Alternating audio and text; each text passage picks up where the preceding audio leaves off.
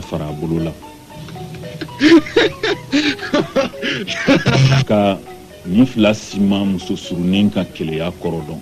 n'o tɛ u t'o k'u sere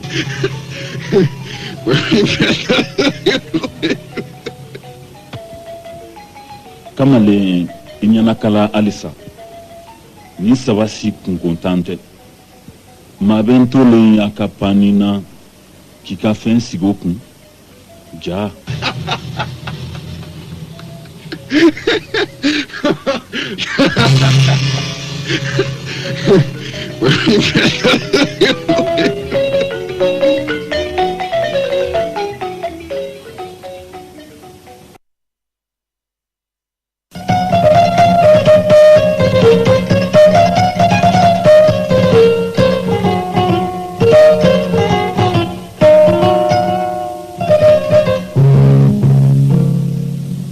musoya tɛ yɛrɛ yira ye cɛɲa tɛ yɛrɛ bunanji tɛ yɛrɛmabila tɛ n'o tɛ sa kɛnɛ cɛ ka ɲi a bɛ yelenku a taama sen ka ɲi a b'a yɛrɛ ye nka ntegijigikɔrɔ bɛ tɛmɛ o la n teri k'a senfa basamuso nɔfɛ ko bɛɛ tɔgɔ b'i kɔ ko yɛrɛ dɔn ka bon ko danbe de ka jan wa an ka sojuw siga kɛnbaw la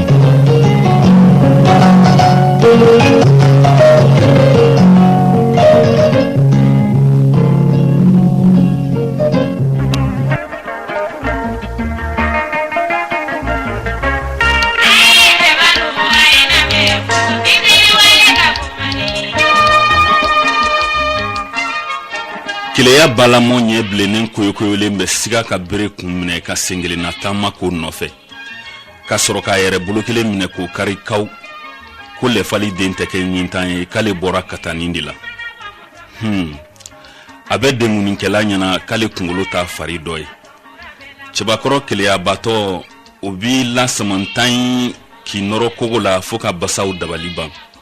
ka tulo fila tigɛ k'o ye mikoro ye k'o fili maaw senkɔrɔ olu k'o tɔɲɔngɔ o de y'a tulo fila kɛ i ko sɔ furufuru mɔbali o tɛ fɛn ɲa a b'a ɲɛ fila wɔgɔn bɛɛ k'o ye kamera ye k'o fili maaw cɛ la olu b'o folokoto fo ka keleyabagatɔ cɛman ɲɛ bile i ko kami dondon ta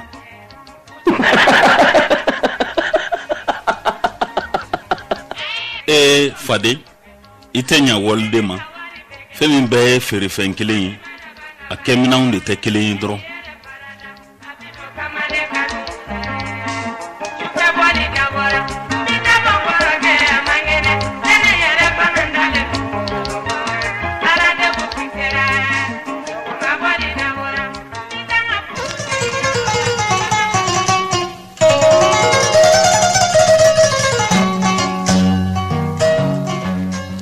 diɲɛlatigɛ ye ɲɔgɔn lebu ye balimaw n'u ko k'i ka ɲi I lebura n'u yɛrɛ ko k'i man ɲi o ye lebu sigiyɔrɔmalen ye wa n'i ye bokɛla ye bolokɔni tereke la kana ɲininkali kɛ a bolo donna bo la n'o tɛ bokɛ ma se tiɲɛdala o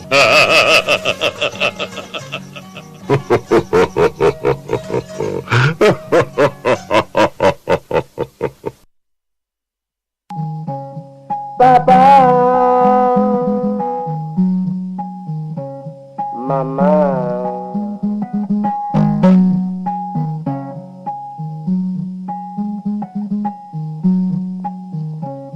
Papa, Mama, Tonton, Tanti, jeune loup, jeune filou, voix de Kerinana.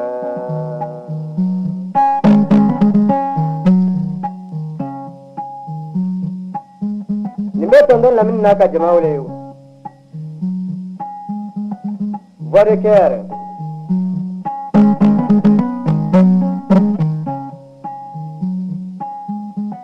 Abe kaba wole, abe tisi mutuma wole, abe tisi cɛman fana wole.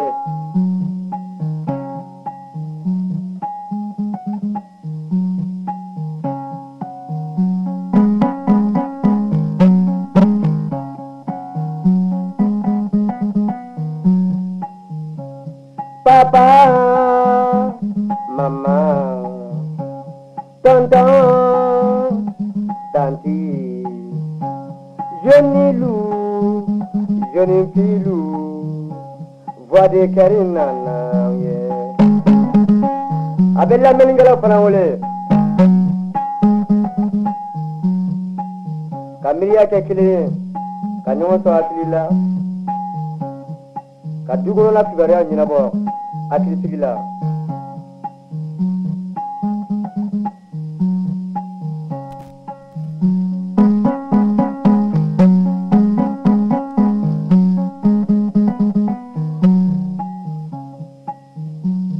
balma ni su clé du kanbaga be bela jele fo biye tene docteur Kadodo anna bina masala fen chama monsieur ngo masala e munde bamanankan wa arabu kan do masala abon ngando he masala ta arabu yefo masala arabu kan do al masala e alda ay jo de arabu kebe arabu kan do tamasheku ya tarabu fe bamanaw fana ya tawfe koroboro ya ta flaw ya ta nota shunere arabu kan le abu ya famuke ay baro masala ay baro le amina bi babu amina baro ke ode amina masala bi babu temye kuma kundi kuma kun ayi amina kuma min kɛ tantan matem sistemo an sigilen tɛ fɛn dɔ de kunna wa o tɛ baro ye wa o tɛ ka babu o tɛ babu ye wa mais a bɛ sɔrɔ k'a fɔ bon babu bɛ mun de kan o de bɛna o de ye thème de ɲininkali ye sisan bi kuma kun kɛ voilà donc masala o ye arabukan ye arabukan ye an ka kuma tiɲɛ o fana t'an ta ye ala kɛra bara ye kuma kɛmɛ den saba nin kɔ o dɔ la mun de y'an ta ye an ta bɛ yen anti barota bi baro bɛ min kan bi babu bi mun kan an t'an wasa dɔw la ayiwa miselengo ayiwa an b'an wasa dɔ bi baro la ok foli b'i bolo ayiwa foli bɛ n bolo an bɛ musow fo ko mun ma se yan ni sumaya dara olu ka banaw bɛ wuli ntɛlɛn b'o la jabati b'o la jalo b'o la an b'u bɛɛ fo an bɛ fana sila fo donc n bɛ n komɔgɔw fo Isa Samake ale ni Kungoja Adama Kamara n ka foli b'u ye olu bɛ radio citoyen na ka Usmani Kulubali fo ka laban ni fɛnkɛ fo fana Solomani ale bɛ Dawudabugu an b'olu bɛɛ lajɛlen fo monsieur ni foli yɛrɛ tora kɔnɔrɔ miiri ma c'est que foli banna foli ma ban dɛ nka jigini de don a fɔlen filɛ nin ye dɔgɔtɔrɔ cɛkɔrɔba tɛ cɛkɔrɔba ɲiginna san y'a gosi basi tɛ ko ka cɛ kurulen naji cɛ kurulen yɛrɛ tɛ ka ye sugu la tuguni dɛ cɛ kurulen cɛ kurulen fɛn de bɛ ye cɛ kurulen yɛrɛ misɛnmaninw de bɛ sɔrɔ sisan ayi a bɛɛ y'i tilen de o donc a tɛ sɔrɔ la cɛ kurulen a y'an ta to a ka kuru n'a kɔrɔbaya yɛrɛ de bɛ kuru wa bɛna misɛnmaninw an b'a kurubali minɛ a y'i jɔ dɛ motikaw ne ko cɛ kurulen bɛ min n y'a mɛn k'a b'a bɛɛ cɛ de sisan ka taa Côte d'Ivoire di Burkina a t'a to dɔ ka s'a ma Bamakɔ yan a bɛ cɛ dɛ a bɛ cɛ yɛrɛ de u bɛ ka taa n'a bɛɛ ye Côte d'Ivoire ani Burkina a bɛ kɛ cogo di Moti y'a cɛ u b'a ɲɛsin Burkina sagako Côte d'Ivoire a tɛ se la yan san sagako fana bɛna fɛn cɛ kurulen kilo sisan 550 ani 50 450 a tɛ yela yɛrɛ fɔlɔ cɛ kurulen e m'a kɔlɔsi Lamine fɛn minnu bɛ bɔ anw yɛrɛ fɛ yan i bɛ taa sɔrɔ a da ka gɛlɛn anw yɛrɛ fɛ ka tɛmɛ a bɛ ka taa yɔrɔ minnu e bɛ se k'o faamuya cogoya jumɛn o bɛ faamu cogo min a bɛ cɛ de ka taa ye a bɛ taa ɲɔgɔn sɔrɔ yen a bɛ to a sangɔ bɛ bin Mali sekɔrɔ ye n'a nana Bamakɔ o dɔɔni fitinin de bɛ se yan e m'a ye sɛ da ka di Bamakɔ yan ka tɛmɛ hali burusi kɔnɔna kan sisan i b'o da fana na quoi sisan sɛ da ka di Bamakɔ yan ka tɛmɛ burusi kɔnɔna kan mais Burkina frontière datuguli ko grippe aviaire bɛ ka menace kɛ tuguni o de ye sɛ yɛlɛ an y'a kuma fɔ yan o don na o de ye sɛ sɔngɔ yɛlɛ donc sɛ tɛ se ka yɛrɛ sa san tuguni n'i y'a jateminɛ ni tubabusɛ yɛrɛ tun t'a senkɔrɔ mɔgɔw tɛ sɛ yɛrɛ sɔrɔ tuguni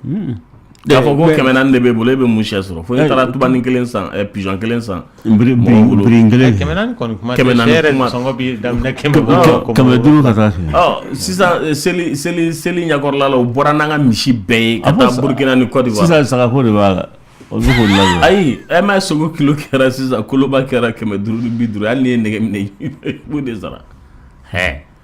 a yɛrɛ fɔra teri la o don ne ko n ko kori nin tigi filila o ayi ma fili dɛ kilo bɛ 550 o y'a koloba ye sisan ye 600 ye a bɛ ka jigin dɔɔnin jɔlen ko halisa a b'a sɔn halisa a b'a nɔ la ayi don n'i y'a san 2400 a bɛ ka jigin dɔ ɲan'i ma n'o tɛ taa sugu camancɛ la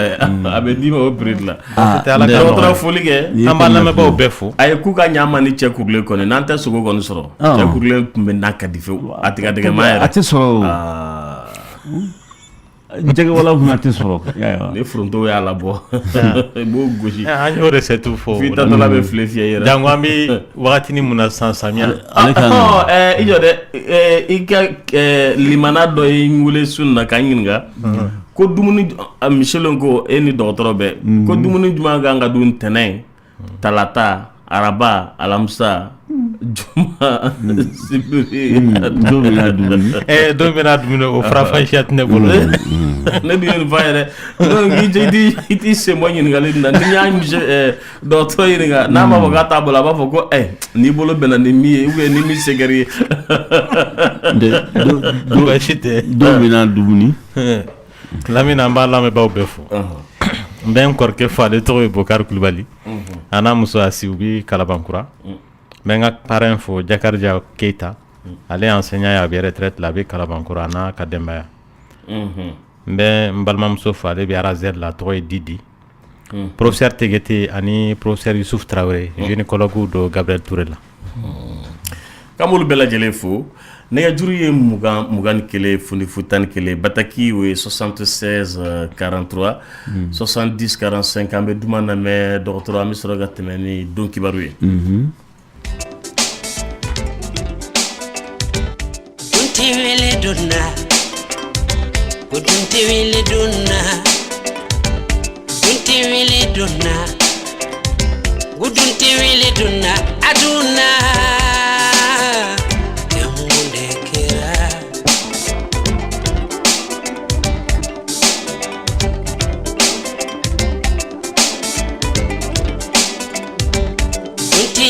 donna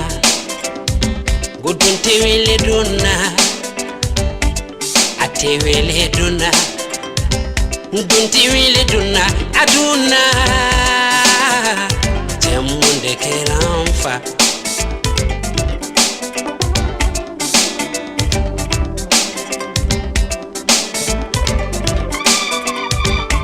dunte wele donna dunte wele donna don't really donna hey don't really donna follow the tumbeya wari chamma kumbe muloya follow the tumbeya sanu chamma kumbe muloya follow the tumbeya ne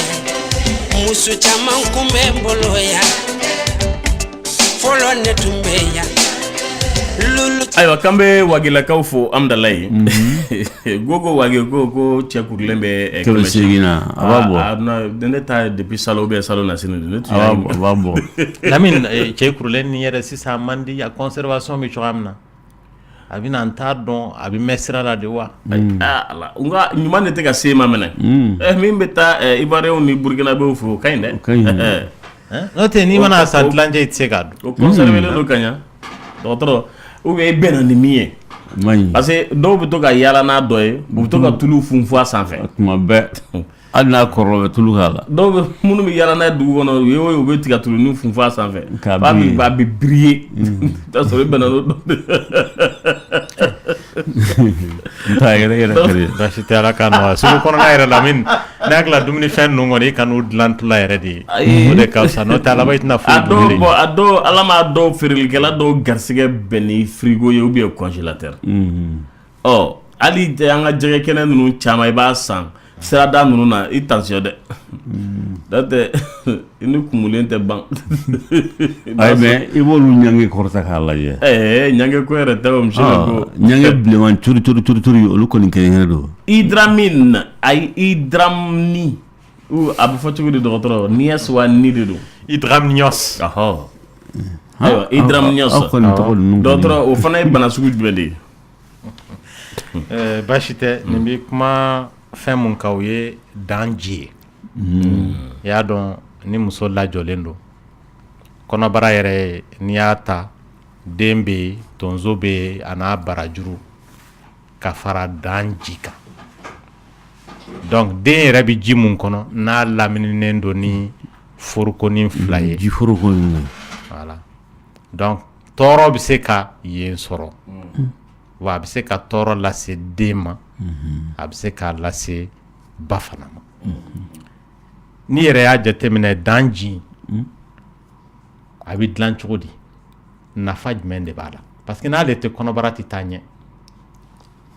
n'i y'a jateminɛ ji a man kan tɛ ka tɛmɛ litiri kelen hakɛ kan kɔnɔbara mana se kalo 9 ye i bɛ taa sɔrɔ kɔnɔ daminɛ la ji in ka ca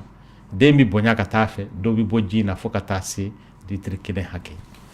n'a bɛ litiri 1 hakɛ ka taa bila fo litiri 2 la an b'a fɔ a cayara nka n'a tɛmɛna litiri 2 kan a bɛ bana dɔw de kofɔ a tɛmɛnen litiri 2 in kan dɛ a bɛ fɔ o dɔ ma ko hydramnios o kɔrɔ ye ko dan ji in tɛmɛna hakɛ kan n'an donna a sababu la i n'a faamuya k'a fɔ a bɛ bana dɔw de kofɔ bon dan ji in yɛrɛ n'i y'a jateminɛ a bɛ dilan yɔrɔ ji den yɛrɛ de bɛ dan ji in dilan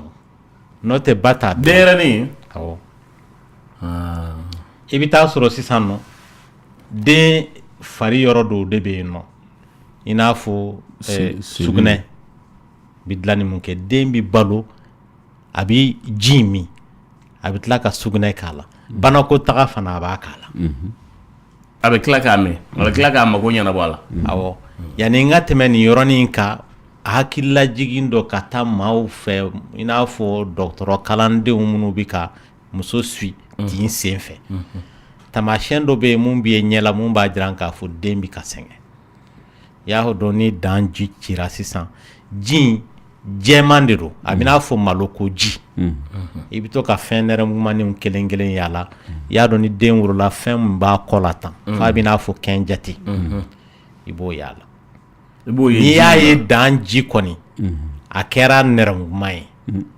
o kɔrɔ ye den kun sɛgɛnna nin y'a wagatinin ye i n'a fɔ bi tɛ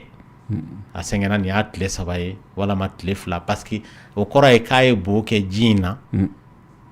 bi tɛ dɛ nka ka kɔn bi ɲɛ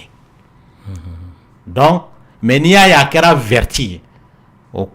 jango ni den bi kana ni kunkolo de a tɛ kana ni sen ye o kɔrɔ ye ko den sɛgɛnna f'a ye banakotaga kɛ tin sen fɛ donc hali o taamasiyɛnw bi dɔgɔtɔrɔ permettre ka décision ta k'a fɔ il faut que nin jigin kana laban ni césarienne ye sisan walama an ka continuer ni tin tɔ ye parce que ka fara den lamɛn kan fana kan dɔgɔtɔrɔ sigi ka nin yɔrɔnin kan parce que a ye ne hakili jigin banabagatɔ somɔgɔw ani dɔgɔtɔrɔw bɛ kɛlɛ dɔw kɛ wagati dɔw la ka sɔrɔ a ma ɲɛfɔli ma kɛ somɔgɔw ye ɲɛfɔli bɛɛ tɛ se ka kɛ nin yɔrɔnin b'o la muso mɔyitɔ a bɛ ji minnu bɛ na a bɛ dɔn o la den tun sɛgɛnna a sɛgɛnna kosɛbɛ u den nin yɛrɛ a ma ala y'a garisɛgɛ a ma sɛgɛn y'a ɲɛ la a ko k'o yɔrɔ de la n'i mana ji nin ye dɔrɔn décision bɛ ta ye a kan ka kɛ césarienne de ye wa a kan ka kɛ jiginni sugu o sugu ye n'o tɛ an b'a mɛn ko nin yɛrɛ tun bɛ se ka jigin normalement dɔgɔtɔrɔ ninnu yɛrɛ de bɛ wari ɲini kojugu bon i m'a yɔrɔ ye u taara ni muso kɔnɔ fara ka sɔrɔ a tun bɛ se ka jigin bana t'a la a ka kɛnɛ nin la mais a ka kɛnɛ nin la kɛ ani min bɛ ɲɔgɔn na nin est ce que o tun ka kɛnɛ nin la kosɛbɛ donc nin décision yɔrɔ in de bɛ mɔgɔw aw ni banabagatɔw bila ɲɔgɔn na. oui parce que dɔgɔtɔrɔ ka objectif tɛ ko muso ka jigin muso ka jigin hɛrɛ la den mun bɛna fana o kana hɛrɛ la u lafiyalen an ye mun kɔlɔsi hali ni muso jiginna sisan den yɛrɛ ti nin na a tigi b'a fɔ a y'a yɛrɛ sɔrɔ est ce que karisa y'a yɛrɛ sɔrɔ tiɲɛ yɛrɛ la i ye kalo 9 kɛ ɲani la fɛn mun kama o tuma dun kuma sera e taara jigin a la ani nin mana i bɛ taa sɔrɔ dɔgɔtɔrɔw yɛrɛ découragélen don mais i bɛ taa sɔrɔ banabaatɔ somɔgɔ yɛrɛ o yɛrɛ découragélen tɛ yɛrɛ parce que ale yɛrɛ fɛ mun bɛ compter dɔrɔn o ye ba de ye a ɲɛ bɛ min na o alors que dɔgɔtɔrɔ yɛrɛ fɛ mun bɛ compter o ye ba ni den de ye n ko wagati bɛ kɛ mun décision dɔw bɛ yen i yɛrɛ b'a fɔ ko ba de ka choix kɛ den n'ale cɛ muso dɔw bɛ yen nɔ k'u bɛ den de choisir ka u yɛrɛ kun to yen nɔ parce que a bɛ n'a fɔ Lamine mɔgɔ yɛrɛ n'i nana diɲɛlatigɛ la i den donc o de y'i tɔ ye diɲɛ la o ou bien e m'a ye ni mɔgɔ mun fatura ni den t'a bolo a bɛ fɔ a tigi banna mais ni mɔgɔ mun fatura ni den b'o bolo bamanankan na a tɛ fɔ k'o banna o parce que a tɔ bɛ yen a fatura hali sisan nɔ ni bana bɛ mɔgɔ den na n'i b'a ŋaniya Ala fɛ ni bana in kɔni bɛ se ka yɛlɛma e fɛ a ka kɛ e de la ka den to yen c'est comme n'i y'i den ye mobili bɛna yɛlɛ a kan e b'a to yen ten yan n'i b'i yɛrɛ fili mobili ɲɛ de walasa k'ale kisi a b'o cogoya kelen de la donc dɔgɔtɔrɔ fana i bɛ taa sɔrɔ chaque fois wagati ni wagati a bɛ to ka fɛn dɔ ta k'a da muso kɔnɔbara sanfɛ k'i tin t'a kan k'a lajɛ ni den nɛnɛkili kan bɛ cogoya min na nɛnɛkili kan in n'a jiginna walama a yɛlɛla a bɛ fɛn dɔw de kofɔ normes bɛ yen mun dɔgɔtɔrɔw bɛ b'o dɔn ka fara ji mun dɔgɔtɔrɔ fana b'a y'a donc o la a b'a fɔ den nin il faut que n k'a labɔ sisan a man kan tɛ ka tɛmɛ minute 10 yɛrɛ kan n'o tɛ a bɛ fatu wa muso fana ka tin kɔnɔdimi min bɛ kɛ ka fana dɔgɔtɔrɔ fana b'o jateminɛ minute 10 kɔnɔ kɔnɔdimi hakɛ joli de bɛ kɛ seconde joli kɔnɔ kɔnɔ in bɛ k'a dimi il faut que n ka décision ta ka dɔ bɔ kɔnɔdimi in na ou bien n ka dɔ fara a kan parce que kɔnɔdimi min fana bɛ se k'a fɔ kɔnɔdimi min bɛ ka kɛ a t'a permettre a tigi ka jigin yanni a jigin wagati cɛ a wagati bɛ tɛmɛ walama kɔnɔdimi yɛrɛ bɛ se k'a ko fɔ k'a fɔ karisa mun filɛ nin ye kɔnɔdimi n'a ma jɔ sisan nɔ wolonugu bɛ pɛrɛn il faut k'a ka opérer kabini a ma pɛrɛn donc nin bɛɛ ye décision ye minnu bɛ ta dɔgɔtɔrɔw ka kɔlɔsili la tinso kɔnɔna la o de y'a to i b'a ye heure o heure dɔgɔtɔrɔ bɛ n'i lajɛ mais dɔw fana bɛ yen nɔ Lamini i bɛ taa sɔrɔ sisan parce que kɔnɔdimi in bɛ juguya wagati dɔ la i bɛ taa sɔrɔ minute 10 kɔnɔ muso kɔnɔ b'a dimi siɲɛ 5 wala siɲɛ 4 wa kɔnɔdimi o kɔnɔdimi i bɛ taa sɔrɔ a bɛ se ka minute 1 bɔ ɲɔgɔn kɔ k'a tigi la mais a bɛ dɔw fana ɲɛna ko chaque fois ni kɔnɔ y'i dimi dɔgɔtɔrɔ kan k'i lajɛ o fɛn tɛ o lajɛli wagati de b'i la nafa foyi t'a la k'i lajɛ ka kɔn o ɲɛ n'o tɛ a bɛ na ni tiɲɛni de ye donc ji mun filɛ nin ye a bɛ dilan den yɛrɛ de fɛ sugunɛyɔrɔ la a bɛ dilan fogofogo yɔrɔ la a bɛ dilan barajuru a bɛ dilan o yɔrɔ in fana fɛ ale ni den yɛrɛ golo ji in bɛ dilan o yɔrɔ fɛ o fɛn damadɔ de bɛ ji in dilan fɛ voilà mais ji in a man ka dɔgɔya ka tɛmɛ hakɛ fana kan parce que den bɛ ji min den a mana ji min ji in fana a bɛ taa den golo fɛ a bɛ dilan cogoya min na dɛ a bɛ tila ka yɛlɛ o siraw fana fɛ ji yɛrɛ nafa ye mun ye n'o tɛ den tɛ balo o y'a fɔlɔ ye wa den fana bɛ den protéger k'a kisi banakisɛw tɔɔrɔ ma k'a kisi banaw tɔɔrɔ ma wa ji in de b'a to den fana bɛ kɛnɛya a golo la a n'a fasa la parce que a bɛ ji in kɔnɔ i n'a fɔ mɔgɔ min bɛ nɔɔni la ji kɔnɔ o de b'a to natation voilà o de b'a to musculature nin yɛrɛ bɛ développer den fan fɛ e m'a ye denmisɛnnin fitinin Lamini n'a wolola hali baliku tɛ se a bɛ fanga min b'a tɛgɛ ninnu de sen na a ka kɛnɛ baliku tɛ se k'a kɛ n'i y'a ye den mun b'a kɛ dɔrɔn o kɔrɔ ye a fari man d'a la a sɛgɛnnen nana ani barika min bɛ na o b'u tɛgɛ datugu ni bɔla sa k'o dayɛlɛ i ye ko sɔrɔ bolo ni kulo i b'a foni ta i tɛ se mais i bɛ taa sɔrɔ ji in de b'a to fana den nɛnɛ t'a minɛ funteni t'a minɛ ji kelen de ji kelen ji in ye kabako ye wa ji in fana de sababu la ni muso bɛ ka jigin a jigintɔ la a bɛ nɔgɔya den tɛmɛni jiginni siraw fɛ a bɛ nɔgɔya a bɛ namaya parce que a bɛ glisser ale ni ji tɛ ye kelen tɛ ni ji tɛ a bɛ se ka kɛ sababu ye ka den yɛrɛ déformer ka ba fana jogin donc Ala ma a bila yen nɔ gansan donc n'i y'a jateminɛ ji mana dɔgɔya a bɛ bana dɔw kofɔ mais su in na an bɛna kuma mun kan n'a cayara a bɛ bana don kɔfɛ an bɛna kuma o de kan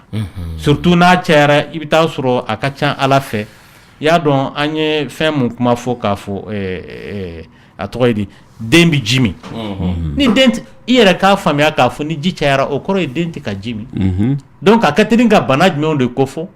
gɔnɔbanaw ka jigin kɔnɔna la parce que ni mɔgɔ bɛ dumuni ko ou bien ka ji min o yɔrɔ de fɛ n'o yɔrɔ in tɛmɛsira t'a la i tɛna se ka ji min voilà dɔgɔtɔrɔ a kun ye mun de bon a sababu yɛrɛ 100 sara o 100 sara 20 dɔnnen tɛ dɔnni ma se o yɔrɔ ma nka 80 kɔni o dɔnnen don sababu fanba ye diabète ye diabète kelen ale ni tension bana bɛ muso la o fana bɛ se k'a las'a ma ale ni maa mun ni joliko dɛsɛ y'i sɔrɔ joliko dɛsɛ in sababu ka ca parce que hali muso lajɔlen i bɛ taa sɔrɔ e mago bɛ joli la den mago b'a la n'i ti dumuni barikama dun mun bɛ se ka e fari fa ka den fana ta fa den bɛ e ka dumuni dumama yɔrɔ de ta o donc e tɛna fɛn sɔrɔ bilen o de y'a to joliko dɛsɛ bi a tigi la k'a sɔrɔ o b'a kalama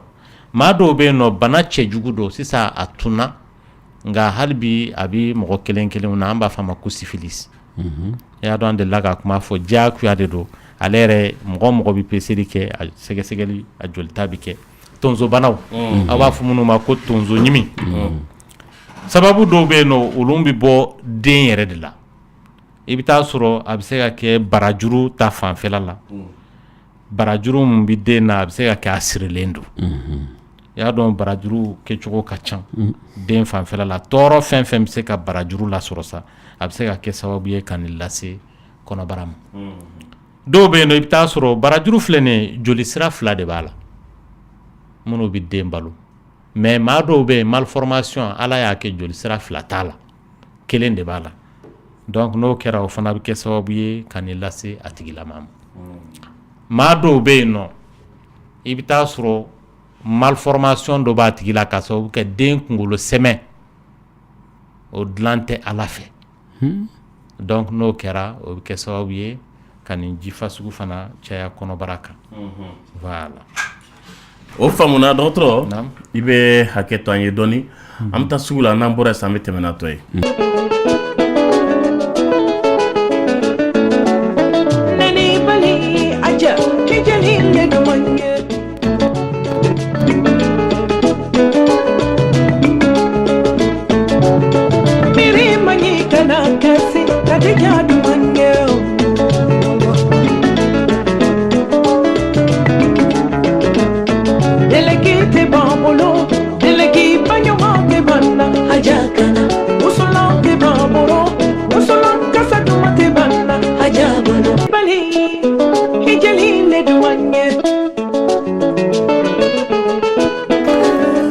an bɛ segin ka na kuma kɛ so kɔnɔ docteur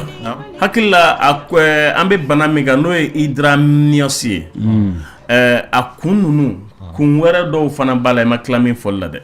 awɔ kun wɛrɛw b'a la parce que ni mɔgɔw ye kɔnɔbara ta i y'a dɔn an ye kɔnɔ fasugu ka ca dɔw bɛ kɔnɔ ta i bɛ taa sɔrɔ den 2 ninnu bɛɛ bɛ jɛnbɛ dan kelen na dɔw fana bɛɛ n'i ka ji o kɔnɔbara fasugu mun bɛɛ jɛnbɛ ji kelen na o fana fasugu in bɛ kɛ sababu ye ka nin bana in lase a tigilama ma bon dɔw ta fana sababu bɔ mun na o ye an delila ka bana dɔ den minnu 2 bɛnnen bɛ dan ji kelen ma o tɛ filaninw ye de filaninw n ko filaninw fana bɛ yen minnu bɛnnen tɛ dan ji kelen bɛɛ n'i ka ji olu tɛ bɔ ɲɔgɔn fɛ o yɛrɛ de ka ɲi ayi u bɛ bɔ ɲɔgɔn fɛ k'a sɔrɔ bɛɛ n'i ka ji de don mais ka bɔ ɲɔgɔn fɛ ka tɛmɛ hakɛ fana kan o man ɲi plus aw bɔra ɲɔgɔn fɛ plus problème bɛ yen e ma siya muwaw ya minnu bɛ nɔrɔ ɲɔgɔn na o bɛ sɔrɔ o de fɛ o bɛ sɔrɔ o de fɛ parce que o kɔrɔ ye ko fan yɛrɛ ma temps sɔrɔ ka tila 2 ye a tilatɔ la 2 ye a danna sira la yala t'a sɔrɔ dɔ bolo bɛ dɔ kɔnɔ ka taa kɔfɛ kɔnɔbaraw nɔrɔ bɛ ɲɔgɔn na ainsi de suite donc bɛɛ bɛ ji kelen donc plus aw bɛ ji kelen na plus risque bɛ yen malformation ka kɛ plus aw tɛ ji kelen na plus risque in ka dɔgɔ minnu tɛ ji kelen na o de ka ɲi voilà donc minnu jɛmɛ ji kelen na o bɛ kɛ sababu ye ka nin lase a tigilama ma bon dɔw fana ta sababu bɔ bana mun n'an delila k'a kuma fɔ ni muso joli ye registre négatif ye e ka cɛ ta ye registre positif ye ni den mun sɔrɔla o kɔnɔ ni a kɛra registre ye mun ye dɔgɔtɔrɔ registre ye joli n se k'a fɔ joli numéro a numéro i y'a dɔn o registre positif ou bien o registre négatif ni muso min ye registre négatif ye a taara bɛn cɛ ma mun ye registre positif ye ni den mun bɔra o kɔnɔ a bɛ se ka kɛ ba ye a bɛ se ka kɛ fa ye mais n'a joli taara fa ta fanfɛla la donc ba joli bɛ se k'ale joli kɛlɛ donc n'o kɛra o bɛ se ka na ni nin bana fasugu fana ye muso kan voilà o bɛ faamu a dɔgɔtɔrɔ a bɛ dɔn cogo di k'a fɔ nin bana sugu bɛna ye nin musolaka na a bɛ dɔn cogoya min na muso yɛrɛ de b'a kɔlɔsi k'a fɔ kɔnɔbara bɛ ka bonya ka tɛmɛ hakɛ kan ni muso yɛrɛ lajɔlen don kalo o kalo santimètre 4 ni den kelen de don santimètre 4 de kan ka fara kɔnɔbara bonya kan a b'a kɔlɔsi mètre ruban bɛ dɔgɔtɔrɔw bolo ka mesure kɛ donc jateminɛw de bɛ kɛ n'a ye yala kɔnɔbara mun bɛ yen nɔ c'est normal dɔgɔtɔrɔ n bɛ fɛ k'i ka kuma tigɛ dɛ dɔɔni dɛ mɔgɔ dɔw b'a fɔ k'olu kɔnɔ ka bon ka kɔrɔ awɔ kɔnɔ bonya in dɔw b'a fɔ ko non k'olu kɔnɔ ka dɔgɔ ka kɔrɔ bon mais ne ko ni min kɔnɔ tora ka bonya a fɔ dɔgɔtɔrɔso nafa ni sen dɛ parce que kɔnɔ bonya in dɔgɔtɔrɔ bɛ mun mesure ta o t'i ka kɛn ye o fari kɛn tɛ a bɛ yɔrɔ mun mesure ta o ye denso de ye denso daminɛ ka taa bila a laban ni den kelen don kalo 9 dafalen o b'a sɔrɔ a bɛ santimètre 33 la 32 31 o bɛɛ ka ɲi ni filaninw don a bɛ taa 36 la donc hali o jatew dama fɛ yanni échographie kun ka na n ko jate kun bɛ kɛ n'o de ye k'a fɔ karisa ye filanintɔ ye ou bien den kelen don k'a sɔrɔ écho ma na parce que i yɛrɛ ɲɛ b'a la kɔnɔbara mun kan ka kɛ santimètre 4 de kan ka fara a kan kalo o kalo kalo o kalo santimètre 8 de bɛ ka o de k'a ka kɛ 4 a bɛ ka kɛ 8 ye donc soit den de bɛ ka bon kojugu ou bien ji de ka ca kɔnɔbara la walama filanin dɔ ou bien sabanin dɔ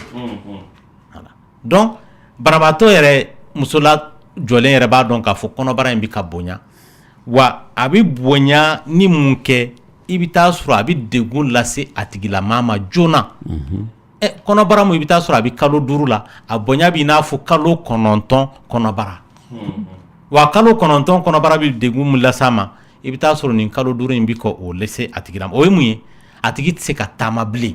k'a d'a kan n'a ko k'a bɛ yɔrɔ hali du kɛnɛ la n'a ko a bɛ taama k'a ka ciw kɛ i bɛ taa sɔrɔ a dusu bɛ panpan parce que a tɛ se kɔnɔ kɔrɔ bilen a tɛ se ka yaala n'a ye bilen wa a bɛ kɔdimi de bila a tigi la a ka teli k'a tigi kɔ kari kɔnɔja o b'a tigilama sɔrɔ wa sugunɛ misɛnmanin kɛ o tɛ ban a la donc n'i y'a jateminɛ kɔnɔ in yɛrɛ bonya cogo fɛ fo a yɛrɛ bɛ to k'a yɛrɛ ka joli sira ninnu ye kɛnɛ kan i y'a dɔn muso lajɔlen n'i y'a ye joli siraw bɛ ka caya kɔnɔgolo sanfɛ i kan ka taa i yɛrɛ sɛgɛsɛgɛ k'a lajɛ fɛn mun don bon maa dɔw bɛ yen nɔ i bɛ taa sɔrɔ a bɛ kɛ sababu ye fɛn mun ye a tɔgɔ ye di ji mun bɛ kɛ ka senw tɔn ani ka kɔnɔbara yɛrɛ tɔn hali n'u ye fini don wala u ye taafe siri walama u ye dara biri i bɛ taa sɔrɔ o nɔ bɛ to u kɔnɔbara sanfɛ parce que o kɔrɔ ye ko ji ka ca a la wa sanga ni wagati kɔnɔ in bɛ se ka a b'u dimi i n'a fɔ mɔgɔ min bɛna jigin sisan tin kɔnɔdimi de bɛ voilà tin kɔnɔdimi de wuli ka kɔn k'a to kalo joli la a bɛ se ka wuli wagati bɛɛ parce que i bɛ taa sɔrɔ maa dɔw bɛ yen nɔ kabini kalo 5 kɔnɔbara ka bon i n'a fɔ kalo 9 donc alors que tin yɛrɛ ala ye ko dɔw de kɛ denso la mun b'a to tin bɛ wuli o fɛn dɔ ye mun ye le fait que denso a bɛ sama kojugu n'a samana kojugu o bɛ tin kari a la donc a samana ka kɔnɔbara to kalo 9 o a samana ka kɔnɔbara to kalo 5 a bɛɛ ye résultat kelen de donc o de y'a to a tigi kɔnɔbara bɛ tiɲɛ kabini a bɛ kalo 5 la voilà donc nin de ye taamasiyɛnw ye mun banabaatɔ yɛrɛ b'a kɔlɔsi a fanfɛla la wa den bɛ lamagali mun kɛ ka kɔrɔ a t'o kɛ bilen dɔ bɛ bɔ o lamagali la voilà mais i bɛ taa sɔrɔ taamasiyɛn tɔw dɔgɔtɔrɔ yɛrɛ de b'o ka sɛgɛsɛgɛli senfɛ a b'olu kɔlɔsi k'a fɔ nin bana in b'a tigi lama la ala ka hɛrɛ kɛ an bɛɛ lajɛlen ɔ nka dɔgɔtɔrɔ complication b'a la wa kosɛbɛ parce que complication fɔlɔ yɛrɛ ye mun ye o de ye k'a fɔ a tigi bɛ jigin ka kɔn a jiginni wagati se ka kɛ kalo 5 kalo 6 kalo 7 donc den tɛ balo wa jiginni yɛrɛ sen fɛ tɔɔrɔ bɛ se k'a tigilama sɔrɔ komi ji ka ca den bɛ se ka na position bɛɛ la a bɛ se ka na ni kunkolo ye a bɛ se ka na ni kaman ye a bɛ se ka tɛgɛ ye a bɛ se ka na ni sen ye donc o bɛ tin ko gɛlɛya a bɛ se ka na ni jiginni gɛlɛya la parce que bɛɛ b'a dɔn k'a fɔ den ka na ni kunkolo ye o de ye hɛrɛ ye den yɛrɛ ma ani ba yɛrɛ ma mais ni a ba sigilen tɛ a bɛ ka flotter ji kɔnɔ a bɛ se ka na ni position fasugu bɛɛ ye wa dan ka teli ka ci parce que foroko in ji hakɛ min b'a la a ka ca donc a pɛrɛn ka di ka tɛmɛ mɔgɔ minnu bana in t'a la kan donc o bɛ kɛ sababu ye dan mana ci dun kɔnɔbara in tɛ taa ɲɛ bilen n'o y'a sɔrɔ a danna kalo hakɛ min na donc a tigi bɛ jigin k'a to o la bon maa dɔw bɛ yen nɔ i bɛ taa sɔrɔ a bɛ kɛ sababu ye dan in mana ci barajuru in bɛ bɔ ka na kɛnɛma n'o kɛra ni ko ma kɛ joona hali n'o y'a sɔrɔ kɔnɔbara bɛ kalo 9 na ni den ma labɔ joona jango n'a bɛ ka na ni kunkolo ye le fait que barajuru in nana kɛnɛma o bɛ kɛ sababu ye ka den bɛ fatu wa hali jiginni kɛlen kɔfɛ a bɛ kɛ sababu ye basibɔn min bɛ musolakaw sɔrɔ jiginni kɔfɛ yanni tonso ka bɔ donc a bɛ kɛ sababu ye k'o lase a tigilama ma donc maa dɔw fana bɛ yen nɔ i bɛ taa sɔrɔ nin bɛɛ bɔlen ko a la a bɛ kɛ sababu ye fɛn min ye a tɔgɔ ye di jiginni mana kɛ komi dan mana ci joona mɔgɔ dɔw tɛ taa dɔgɔtɔrɔso la joona yanni jiginni yɛrɛ ka kɛ ni dan cira dɔrɔn i kɔnɔbara sera o a ma se o i kan ka dɔgɔtɔrɔso ma gɛn a mana kɛ heure o heure parce que ni heure 6 dafara k'a sɔrɔ i ma taa dɔgɔtɔrɔso la antibiotiques ka k'i la banakisɛw de bɛ bɔ ɲɛfɛ ka taa u yɛrɛ sɔrɔ denso kɔnɔ o bɛ kɛ sababu ye ka denso kɔnɔna fɛnw bɛɛ toli ka denso yɛrɛ toli donc ka kɛ ba sababu ye ka kɛ den sababu ye an bɛ siran o ye kosɛbɛ donc nin de ye a complication ye bon dɔw bɛ yen nɔ kɔnɔbara filɛ nin ye u t'a supporter a bɛ se yɔrɔ de la donc a bɛ kɛ u sababu ye parce que ni o de y'a to an bɛna s'a yɔrɔ ma o lamini parce que o ye traitement ta fanfɛla mɔgɔw k'a dɔn k'a fɔ kuma décision dɔgɔtɔrɔ de b'a ta k'a fɔ kɔnɔbara in ka taa ɲɛ ou bien a man ka taa ɲɛ voilà. ayiwa basi tɛ o bɛ faamu dɔgɔtɔrɔ a bɛ furakɛ cogo di. a furakɛli taabolo ka ca ni kɔnɔbara min bɛ yen dɔgɔtɔrɔ b'a dɔn k'a fɔ den nin hali ni kɔnɔbara mana kalo 9 sɔrɔ den nin a tɛ se ka balo parce que n y'a fɔ maa dɔw bɛ yen i bɛ taa sɔrɔ den min b'u kɔnɔ kunkolo t'a la kunkolo sɛmɛn t'a la k'a to ba kɔnɔ a bɛ balo kɛ mais n'a bɔra ba dɛbɛ la dɔrɔn a tɛ balo bilen parce que k'a to ba kɔnɔ a tɛ nɛnɛkili baara bɛ kɛ ni mun ye o ye tonso de ye a bɛ balo ni tonso de ye ni barajuru ye donc n'a jiginna don min na den bɛ fatu o don bɛɛ donc déjà dɔgɔtɔrɔ ma n'o kɔlɔsi kabini kalo 5 kalo 4 k'a fɔ kunkolo sɛmɛn t'a la donc kɔnɔbara in bɛ bɔ yen de nafa foyi t'a la a ka taa ɲɛ voilà. ayiwa o bɛ faamu dɔw bɛ yen nɔ i bɛ taa sɔrɔ tɔɔrɔba tɛ den kan bon o la dɔgɔtɔrɔ bɛ se ka solution kɛ k'a tigi kɔlɔsi walasa kɔnɔbara in ka taa ɲɛ a kana degunba lase a tigilama ma voilà donc nin de ye a fasugu filaw ye voilà. dɔgɔtɔrɔ ladilikan b'i bolo. ladilikan bɛ n bolo bana nin ma nɔgɔn dɛ. a ma nɔgɔn Lamini o de ye k'a fɔ fɛn min ye décision ko ta fan maa dɔw bɛ yen nɔ u ka denko bɛ cogoya min na Lamini hali ni dɔgɔtɔrɔ mana f'u ye karisa kɔnɔbara in a man ɲi jango maa mun mɛnna den ɲini na a m'a sɔrɔ ni sɛgɛsɛgɛliw kɛra k'a fɔ kɔnɔbara ɲuman tɛ an bɛ décision ta an b'a f'u ye karisa kɔnɔbara in kan ka bɔ yen n'o tɛ a bɛ se ka tɔɔrɔ las'i ma i y'a dɔn bamananw yɛrɛ b'a fɔ ko kilisi mun daminɛ ye k'u kɔrɔta ye o laban ye mun ye donc i bɛ taa sɔrɔ degun mun kɔnɔbara kalo 9 kan k'a lase ma déjà kɔnɔbara kalo 4 ani kalo 5 o b'o k'o la o kɔrɔ i tɛ se ka kalo 9 dafa k'a tigilama to nin na o a fari tɛ se k'a kun an y'o caman ye an hakili la banabaatɔ dɔ tun bɛ yen 2009 n tun y'a lajɛ quartier Mali la ale kɔnɔbara kalo 5 filanin kun don Lamini kunkolo sɛmɛn t'a fila si la eko fɔlɔ kɛra filanan kɛra k'o sɛbɛntiya an y'a fɔ muso ye k'a fɔ cɛ ye kɔnɔbara nin kan ka bɔ yen de mais an yɛrɛ ye mun kɔlɔsi Lamini an b'a fɔ banabaatɔw ye mun kan ka bɔ yen de o tɛ sɔn mais mun man ka bɔ yen de u bɛ t'o de boyi ka kasara las'u yɛrɛ ma cɛ ma sɔn kunkolo zɛmɛ tun tɛ yen a ma sɔn u ni ni tun tɛ se ka na hali n'u ni nana u tɛna balo kɔnɔbara yɛrɛ tɛ se ka taa ɲɛ ka ba to nin na parce que kalo 5 ba kun tɛ se ka taama a tɛ se k'a sigi a nɛnɛkili digilen don il faut que a k'a da a kɛrɛ de kan opposition dɔrɔn de b'a la fɛ a tɛ se k'a sigi a tɛ se k'a jɔ kalo 5 mais a bɛ se ka kalo 9 k'o la donc o la dɔgɔtɔrɔ yɛrɛ de bɛ yamaruya ta vraiment nin den ninnu tɛna na ni nin ye wa lala kalo 9 yɛrɛ tɛna dafa ka ba to nin na donc il faut que a ka bɔ yen cɛ ma sɔn muso ma sɔn semaine kelen o kɔfɛ ka ne to ci la Ponge hôpital la n tɛmɛtɔla Réa da fɛ cɛ nana ne kunbɛn ka foli kɛ ko dɔgɔtɔrɔ k'a ma ɲɛ dɛ mun ma ɲɛ ale muso taara wa oui parce que muso a sigilen so ten nɔ ji de bɔnna kan ka sina ka muso kirin yɔrɔnin kelen u y'a cɛ ka taa n'a ye Réa la Ponge yen nɔ voilà donc finalement n t'a dɔn a yɛrɛ tɔɔrɔ a la wa a ma to a la wa ne ni cɛ de bɛnna parce que n'i y'a ye i bɛ Réa la o kɔrɔ ye a tigi degunnen don kojugu réanimation voilà donc pour te dire que ladilikan minnu dɔgɔtɔrɔ b'u di a nafa bɛ banabaatɔ yɛrɛ de kan ni banabaatɔ somɔgɔw donc fo banabagatɔw k'o lamɛn u k'o lamɛn u ka da u ka dɔgɔtɔrɔw la u ka taa u ka dɔgɔtɔrɔ ni dɔgɔtɔrɔ mana mun f'u ye c'est que o de taabolo in ka ɲi u ma sinon intérêt foyi tɛ dɔgɔtɔrɔ bolo ka sira jugu jira i la voilà ayiwa o faamuna ala ka nɔgɔya kɛ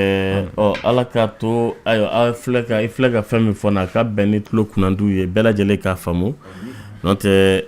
a ma nɔgɔn tan dɛ dɔgɔtɔrɔ sɔsɔliba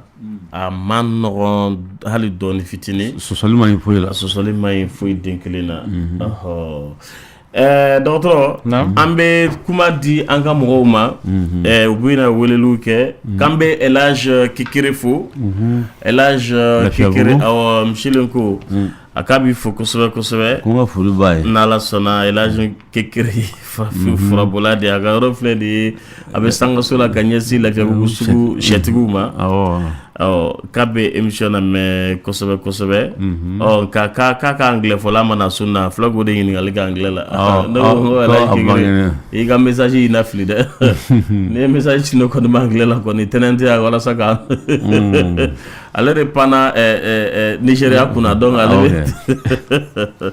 Elage Kikere ka numéro est 73 22 87 45 73 22 87 45 n'Ala sɔnna ma bana caman furakɛ nɛgɛjuru ye 20 ni kelen foni fu 11 mais dɔgɔtɔrɔ yan'an ka se ɲininkali dɔ bɛ yen ko an balimamusow ka kalo labɔ yeli kalo kɔnɔ siɲɛ 2 surtout que n'a tigi bɛ n'a ye san 40 tɛmɛ k'a daminɛ san 41 ka taa se fo san 45 ko yala o ye bana sugu jumɛn de o ye kelen ye filanan ye min ye ko yala o fɛn furubato sira fɛ a bɛ nege lase a tigi ma wa ou bien o ye nege bantɔ a fari la de oui o ni nege ti ɲɔgɔn ɲɛ sira la nka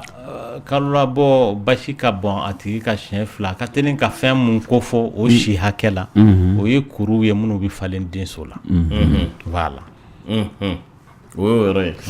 nɛgɛjuru ye 20 ni kelen foni fu 11 yɛrɛ tilenna oui dɔgɔtɔrɔ tulo b'i la ne bɛ se ka ɲininkali kɛ sɔrɔ la minnu b'a sababu jumɛn de b'a to ne kunkolo zɛmɛ tɛ kɛ den na parce que a ka dɔ ye ne yɛrɛ sɔrɔ ka tuma o bɔra yen nɔrɔ mardi tɛmɛnen a kɛra don jumɛn mardi tɛmɛlen kɔrɔ ayi mardi tɛmɛnen mois de mars tɛmɛlen awɔ a ka dɔ ye ne sɔrɔ ne b'a fɛ sababu min b'a kɛ quoi n'a sɔrɔ bana min b'a kɛ awɔ ko kunkolo sɛmɛ tɛ den na a m'o de fɔ awɔ ko sababu jumɛn de b'a to den bɛ jɛ kunkolo sɛmɛ la 4 mois 5 mois i ye min fɔ sisan non parce que a sababu y'ale sɔrɔ non parce que sababu in ma daminɛ 4 mois o den fari fan bɛɛ bɛ dilan ka kɔn kalo 3 in de banni ye ni kalo 3 dafara fɛn fɛn ma dilan a la o tɛna dilan bilen donc kalo 3 n'o dafara ka ban den bɛ bonya de ka taa fɛ donc sɔn bɛ bonya ka taa fɛ kunkolo bɛ bonya ka taa fɛ tɛgɛkɔniw bɛ bonya ka taa adamaden normal hakɛ la mais foyi de tɛna fara a fari kan wa n'o y'a sɔrɔ fɛn dilanlen don ka tɛmɛ hakɛ kan fana foyi tɛna bɔ o la misali la ni tulo fara kelen kɛra 2 ye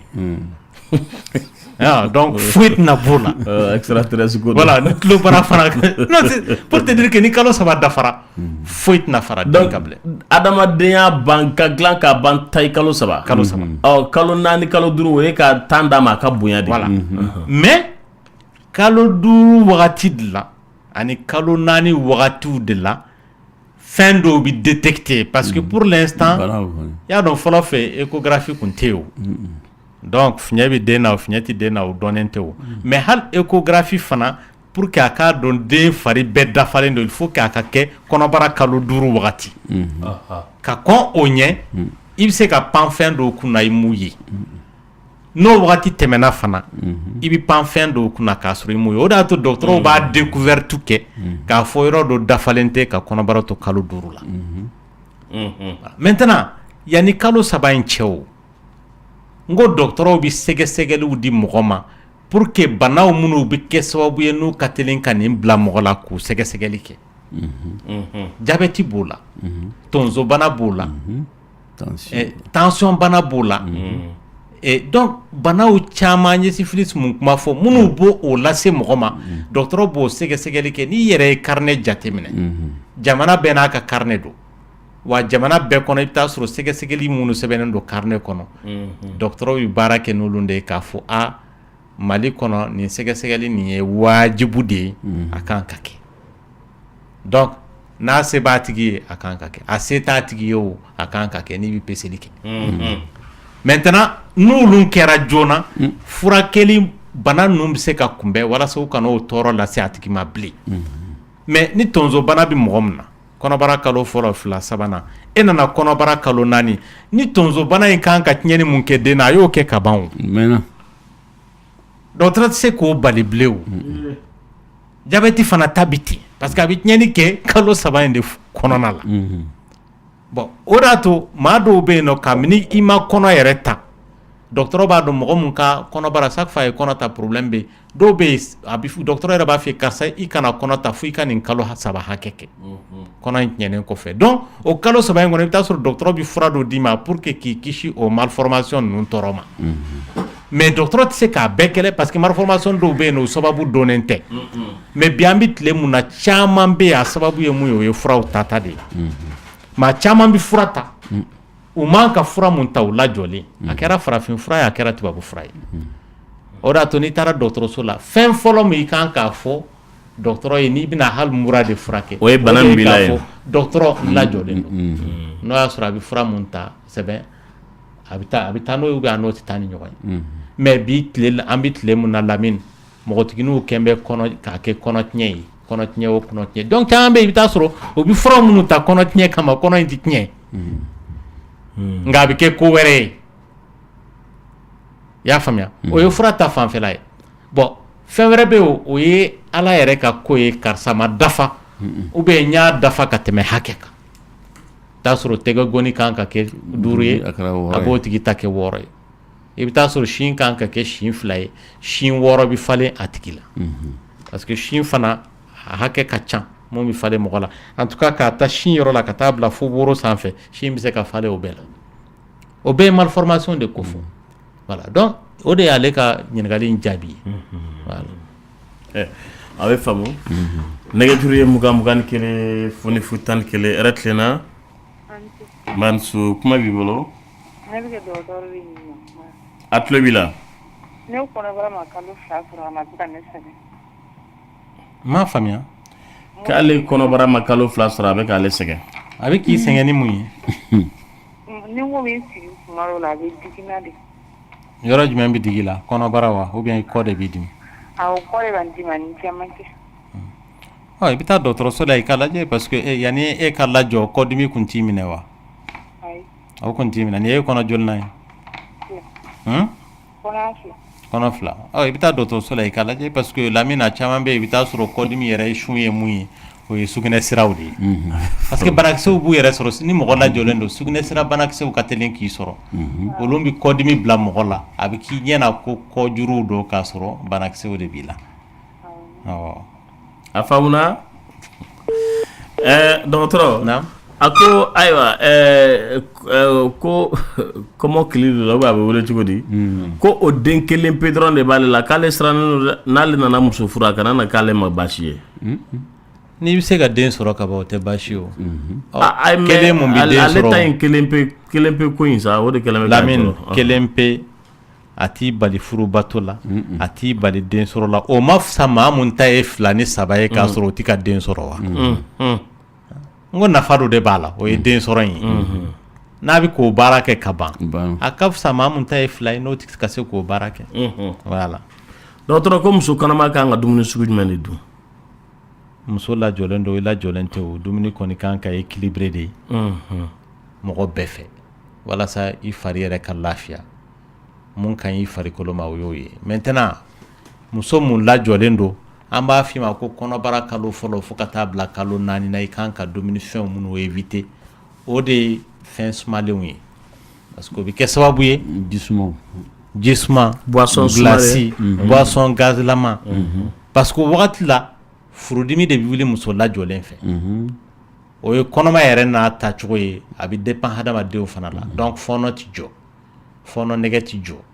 donc n'i ma n'o fɛn ninnu min o b'a tɔ juguya f'i bɛ lada dɔgɔtɔrɔso la foronto ale ni fɛn kumunenw o de ka di muso lajɔlenw ye o wagati la k'a sɔrɔ o de man ɲi o ma mangoro gere ayi zaban hani zaban mangoro salati ka mangoro kɛ salati ye hali a ma kɛ sinɛ ye a ɲɛ jɛ a gerenbaw awɔ bɛ dɔ jɔlen o kan a hinɛ bɛ di fɛn minnu tulu ka ca o la ni vinaigrew a kan k'o éviter wa a man ka dumuni bako kelen kɛ yɔrɔnin kelen e maa mun bɛ dumuni kɛ siɲɛ 3 tile kɔnɔ ka kɔrɔ i bɛ se k'a kɛ siɲɛ 6 siɲɛ 10 nka a kana caya furu lankolon kana to yen wa a mɔnen fana kana voilà a falen fana kana kɛ donc dumuni kan ka fractionner de wa dumuni mun ka ɲi o ye dumuni kalaman girimanw ye kalaman voilà giriman jɔn ma muso kɔnɔma ma wa muso kɔnɔma ma o wagati ni dumuni kalaman giriman kɔnɔ kalo joli kɔnɔ kalobara fɔlɔ fo ka taa bila kɔnɔbara kalo fɔlɔ fo kalo 4 donc o de bi dɔ bɔ i bɛ taa sɔrɔ fɔɔnɔ minnu bɛ to k'a tigi sɛnbɛ kosɛbɛ o de bi dɔ bɔ o la voilà bon et puis a tigi kan ka reposer ka ɲɛ parce que ka si ka télé lajɛ top étoile la ni Africa show ninnu i k'o dɔ bɔ hali mɔgɔ minnu bɛ taa bɔ i ye an y'a kɔlɔsi Lamine dɔgɔtɔrɔso la i bɛ taa sɔrɔ maa caman ka séjour bi janya ka sababu kɛ mɔgɔw bɛna b'u ye tile fɛ sɔrɔmuw b'u bali ka sunɔgɔ su fɛ sɔrɔmuw b'u bali ka sunɔgɔ ka tila ka fara barokɛlaw kan wagatinin mun a tigi kan ka kele ko sunɔgɔ la barokɛlaw mana na et puis barokɛlaw tɛna wagati kelen na koyi i bɛ taa sɔrɔ dɔ bɛna sɔgɔma 10 heures dɔ bɛna 11 heures dɔ bɛna o de y'a to heure de visite yɛrɛ sɛbɛnnen don dɔgɔtɔrɔsow bɛɛ da la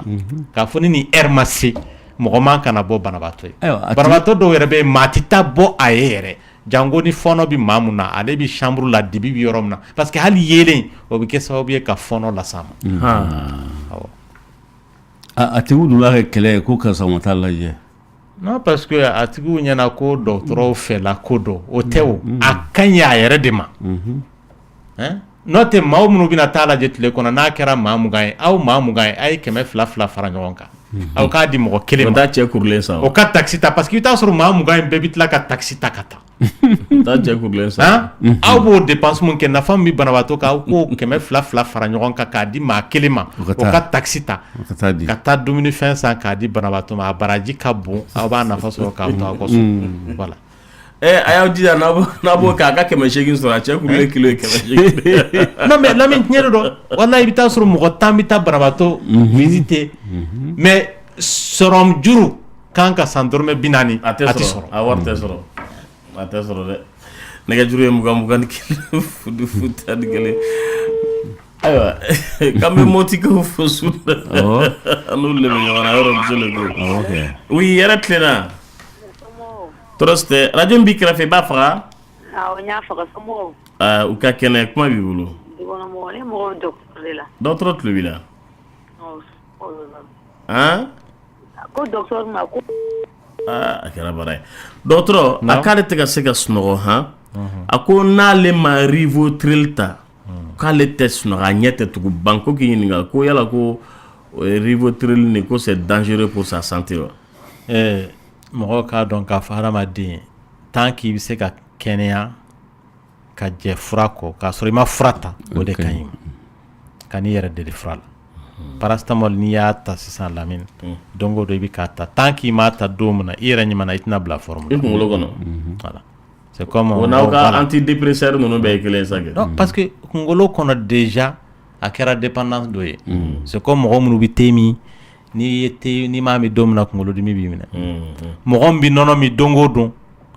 litre kelen misali la ni don min na i m'a min i ɲɛ b'i dimi donc farikolo mana deli fɛn dɔw la a bila man di a fɛ n'i kɔni bɛ se i kana fura ta o de ka ɲi ale filɛ ka sunɔgɔbaliya mun fɔ mais sunɔgɔ furaw dɔgɔtɔrɔw yɛrɛ ka teli k'a sɛbɛn mɔgɔ kun mun kunkolo ko problème de b'a la parce que bana bɛ ka kunkolo fɛn dɔ tɔɔrɔ dɔ lase kunkolo ma n'o tɛ hali n'o y'a sɔrɔ mɔgɔ mun bana y'i minɛ i ti ka se ka sunɔgɔ parce que bana b'i la dɔgɔtɔrɔ ti sunɔgɔ fura d'i ma dɛ a bɛ bana in de kɛlɛ pour que ni bana in banna i bɛ sunɔgɔ pali y'an bɛɛ minɛ k'an da o la min sunɔgɔ fura delila ka sɛbɛn i kun wa n ko pali fura de bɛ sɛbɛn ni pali banakisɛ taara i bɛ sunɔgɔ o mais ne y'a kɛ fura tali ye i yɛrɛ ma ten i ma taa ɲɛɲini k'o mun na i ti ka se ka sunɔgɔ. n ko dɔgɔtɔrɔ est-ce que bana ka jugu ka pali bɔ. Mali la yan n'a y'i fari labɔ Mali la yan. ayi n'a ye adamaden minɛ est-ce que bana ka jugu ka bɔ. Bana man jugu ka bɔ. a nɛnɛ n'a a ye. non Lamine e y'o dɔrɔn de y'a la o. ne dɔrɔn tɛ o la e y'o dɔrɔn de y'a la a bɛ mɔgɔ kɛ fatɔ ye. pali aw b'a fɔ mun ma ko kɔnɔ. o de don. kɔnɔ ye pali de ye. mais parce que mɔgɔw bɛ ka taa yɔrɔ jan vous savez k'o de y'a to Mali kɔnɔ yan bana fɔlɔ mun bɛ tiɲɛni kɛ cɛ kunda muso kunda den kunda an kana taa yɔrɔ jan koyi o ye pali in de ye. pali de don. wa pali fana kunbɛ cogo ka nɔgɔ anw bolo ka tɛmɛ bana tɔw bɛɛ kan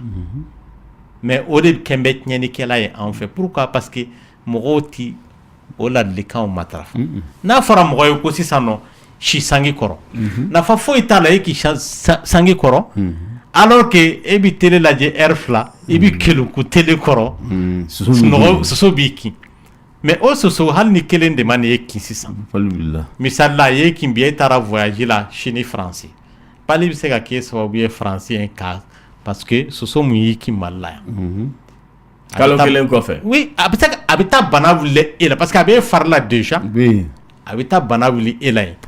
o la i bɛ taa sɔrɔ dɔgɔtɔrɔ yɛrɛ minnu bɛ e kunna olu hakili bɛ jigin bana bɛɛ la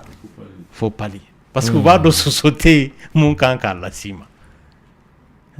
pali bɛ mɔgɔ joli faga tile kɔnɔ anw fɛ yan taa dɔgɔtɔrɔso la sisan mun samiya bɛ Lamine i bɛ taa pédiatrie yɛrɛ la i bɛ taa sɔrɔ denmisɛnninw dadalen don fo dɔw bɛ barankari kɔnɔ tellement place tɛ yen nɔ ba jɔlen don a kunna sérum dulonlen don a kunna. parce que fɔlɔ b'a fɔ ko kɔnɔ y'a minɛ u b'a fɔ k'i kana den pan su la ko kɔnɔ b'a minɛ bon olu kɔni y'a fɔ ko kɔnɔ de koyi ka sɔrɔ kɔnɔ tɛ dɛ pali excès pali de don a laban b'i bila kuma kirikara fɔlɔ i bɛ sɔn o kirikara kɔsumari ninnu kɛ nin a bɛ mɔgɔ hakili wuli koyi pali kelen in kɔni. nɛgɛjuru ye 20 ni kelen foni fu tan. et puis Lamine mɔgɔw k'a kɔlɔsi denmisɛnnin fitinin an bɛ yɔrɔ min na sisan a bɛ tulonkɛ don o don i y'a dɔn denmisɛnninw galabu ka kɛnɛ i y'a kɔlɔsi don mun na k'a fɔ a ti ka tulonkɛ kɛ a sumalen don wala n'a ko k'a bɛ fɛnnin dɔ kɛ a b'i da ka sɔrɔ k'a kɛ awɔ o kɔni o man kɛnɛ yɛrɛ de. i bɛ taa sɔrɔ a man kɛnɛ an t'a jateminɛ de n'o kɛra dɔrɔn den kulela o a ma kule o parce que bana yɛrɛ mana digi hadamaden na i ti kule koyi. dɔgɔtɔrɔ a bɛ jateminɛ dɛ minnu denw ka d'u ye olu b'a jateminɛ dɛ. a ma tulonkɛ kɛ bi dɛ. ko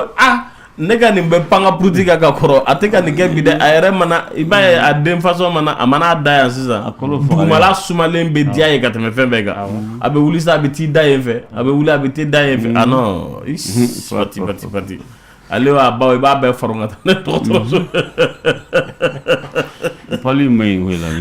dɔgɔtɔrɔ ko b'u bɛɛ cɛ fo tabako fɛ yen ko muso min b'a ka kalo labɔ ye ani fana kalo labɔ a kɔnɔ b'a dimi n'a ka kalo labɔ bɛ sen na a kɔnɔ b'a dimi ko yala ko o tigi balilen don ka fura ta n'o ye Novalgin ye wa k'o kuma de fɔra de ye. o tɛ gangi kɔnɔdimi ye wa. Novalgin ye calmant de ye o. tɛ kelen ye. calmant de don donc dimi bi maa la a fura in bɛ taa walasa ka dimi da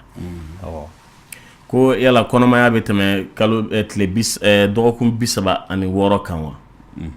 ko n'a tɛmɛn'o kan k'o ye bana ye wa n'a m'o sɔrɔ fana o fana ye bana de ye wa kɔnɔmaya yɛrɛ ye dɔgɔkun 37 de ye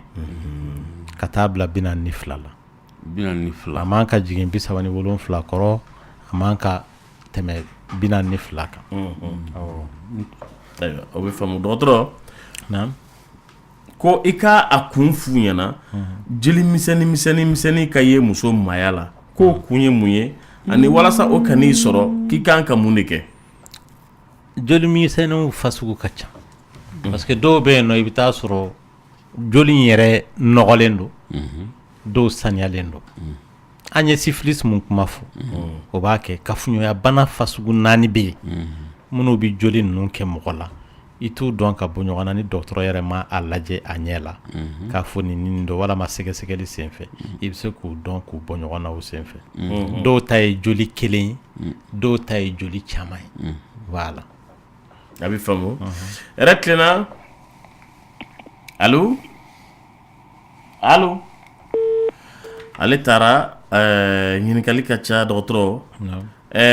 ko ka i fo kosɛbɛ i ka baara la ko ale bɛ san 22 la a ko ayiwa hakili la n'ale bɛ furubato la a ko cɛman de don k'ale ka furubato ka teli kojugu ko yala o de bɛ wele ko éjaculation précoce wa ko yala n'a y'o de don ko fura bɛ sɔrɔ wa bon maa caman bɛ yen u b'a fɔ éjaculation précoce b'u la k'a sɔrɔ éjaculation précoce tɛ éjaculation précoce sababu ka ca mais an bɛ maa minnu kɔlɔsi i bɛ taa sɔrɔ mɔgɔ mun furubato nɛgɛ ka bon furubato fɔlɔ la o tɛ éjaculation précoce o parce que cɛ filɛ nin ye i bɛ taa sɔrɔ nɛgɛ bonya kojugu in de b'a to déjà a tigi a b'a yɛrɛ sɔrɔ joona mais i ye furubato 2nan kɛ i mɛnn'o la a tɛ fɔ o ma éjaculation précoce éjaculation précoce ye sanga ni wagati de e ye dununkɔrɔ ye voilà wa i bɛ taa sɔrɔ sisan nɔ mɔgɔ fana bɛ yen nɔ mo éjaculation précoce t'u la sisan n'u bɛ furubato kɛ tile 3 o tile 3 nka le fait k'u faama n'a ma kalo 1 éjaculation précoce b'i minɛ o parce que plus i bɛ faama ma plus nɛgɛ bɛ bonya bon ni mɔgɔ bɛ furubato kɛ ji dɔ bɛ yen n'a bɛ dilan prostate la ale de bɛ kɔn ka bɔ laban ɲɛ wa n'o tɛ mɔgɔ la yɛrɛ i tɛ den sɔrɔ ji sirasala in mun bɛ bɔ fɔlɔ ni ani lawa bɛɛ parce que lawa filɛ nin ye a bɛ dilan tile 3 o tile 3 bon ji mun fana bɛ dilan prostate in na ni a mɛnna a tigi y'a utiliser bara in bɛ fa donc o tigilama hali i bɛ hakɛ to a n'a muso fara a mana muso yɛrɛ dama ye i bɛ taa sɔrɔ ji in bɛ kɔn ka na a tigi yɛrɛ bɛ se k'a yɛrɛ sɔrɔ ka kɔn furubato yɛrɛ ɲɛ a tɛ foyi si ma ko éjaculation précoce tant que sababu b'a la an ye mun fɔ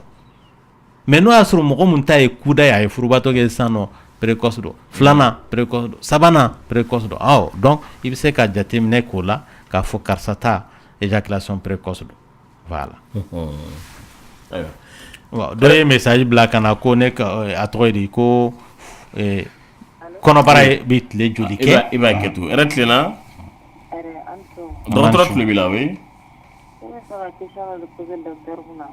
a tulo b'i la ne bɛ alimɛtisɛni kɛ quoi ne y'a bɔ a bɔlen 1 an de filɛ nin ye ne ma a jɔyɔrɔ ye quoi bon ne taara docteur dɔ fɛ yen nɔ ko infection de don infection traitement dɔw di ne ma ne bɛ k'o bon hali bi pour le moment fɛn bɔ ne ka infection na parce que a bɛ ka ne ŋɛɲɛ kuma bɛɛ a bɛ ne ŋɛɲɛ o de ko don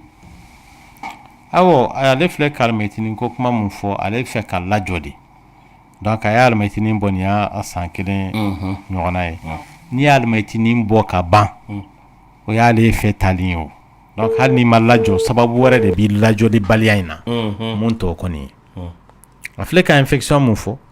infection bɛ se k'a kɛ fana ko mɔgɔ t'i lajɔ o mais sababu wɛrɛw fana bɛ yen nɔ ka ca a ma sɛgɛsɛgɛliw bɛɛ de kɛ k'a dɔn yala sababu wɛrɛ jumɛn de bɛ k'a bali ka den sɔrɔ bon surtout an ye mun kɔlɔsi Lamine i bɛ taa sɔrɔ ni musow bɛ weleli kɛ wala n'u taara dɔgɔtɔrɔso la olu b'u sinsin u yɛrɛ dama de kan olu kɔni fɛ ni den ma sɔrɔ dɔrɔn c'est que muso de don cɛ tɛ yen nɔ wa cɛ bɛ se ka den sɔrɔ wa walama a tɛ se k'a sɔrɔ n'o sɛgɛsɛgɛli ma kɛ mun de b'a jira k'a fɔ problème b'ale dɔrɔn de la a bɛ se ka kɛ problème b'ale la walama a bɛ cɛ la walama a b'u fila la voilà donc dɔ ye message ci ko kɔnɔbara ye tile joli ye ni kɔnɔbara mun sera o jate kelen don mun ye semaine hakɛ ko kuma min fɔ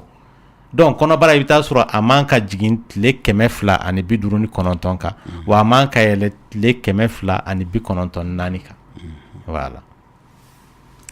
dɔgɔtɔrɔ a ko ale ye cerclage kɛ cerclage ni i b'a kɛ to a cayara ɲɔgɔn kɔ n bolo ale ye cerclage kɛ n y'a dɔn kɔnɔ bɛ 32 semaines ayiwa dɔgɔtɔrɔ a ɲagamina dɛ filɛ nin ye a ko a bɛ 32 semaines na sisan ko yala ko ale bɛ se ka furubato kɛ ni a furucɛ ye wa tant que cerclage ma bɔ yen a man ka furubato kɛ wa hali n'a sɔrɔ cerclage yɛrɛ tun ma kɛ ale la dɛ sababu mun b'a to mɔgɔ bɛ cerclage kɛ ale yɛrɛ man ka furubato kɛ hali ni cerclage tun ma k'a la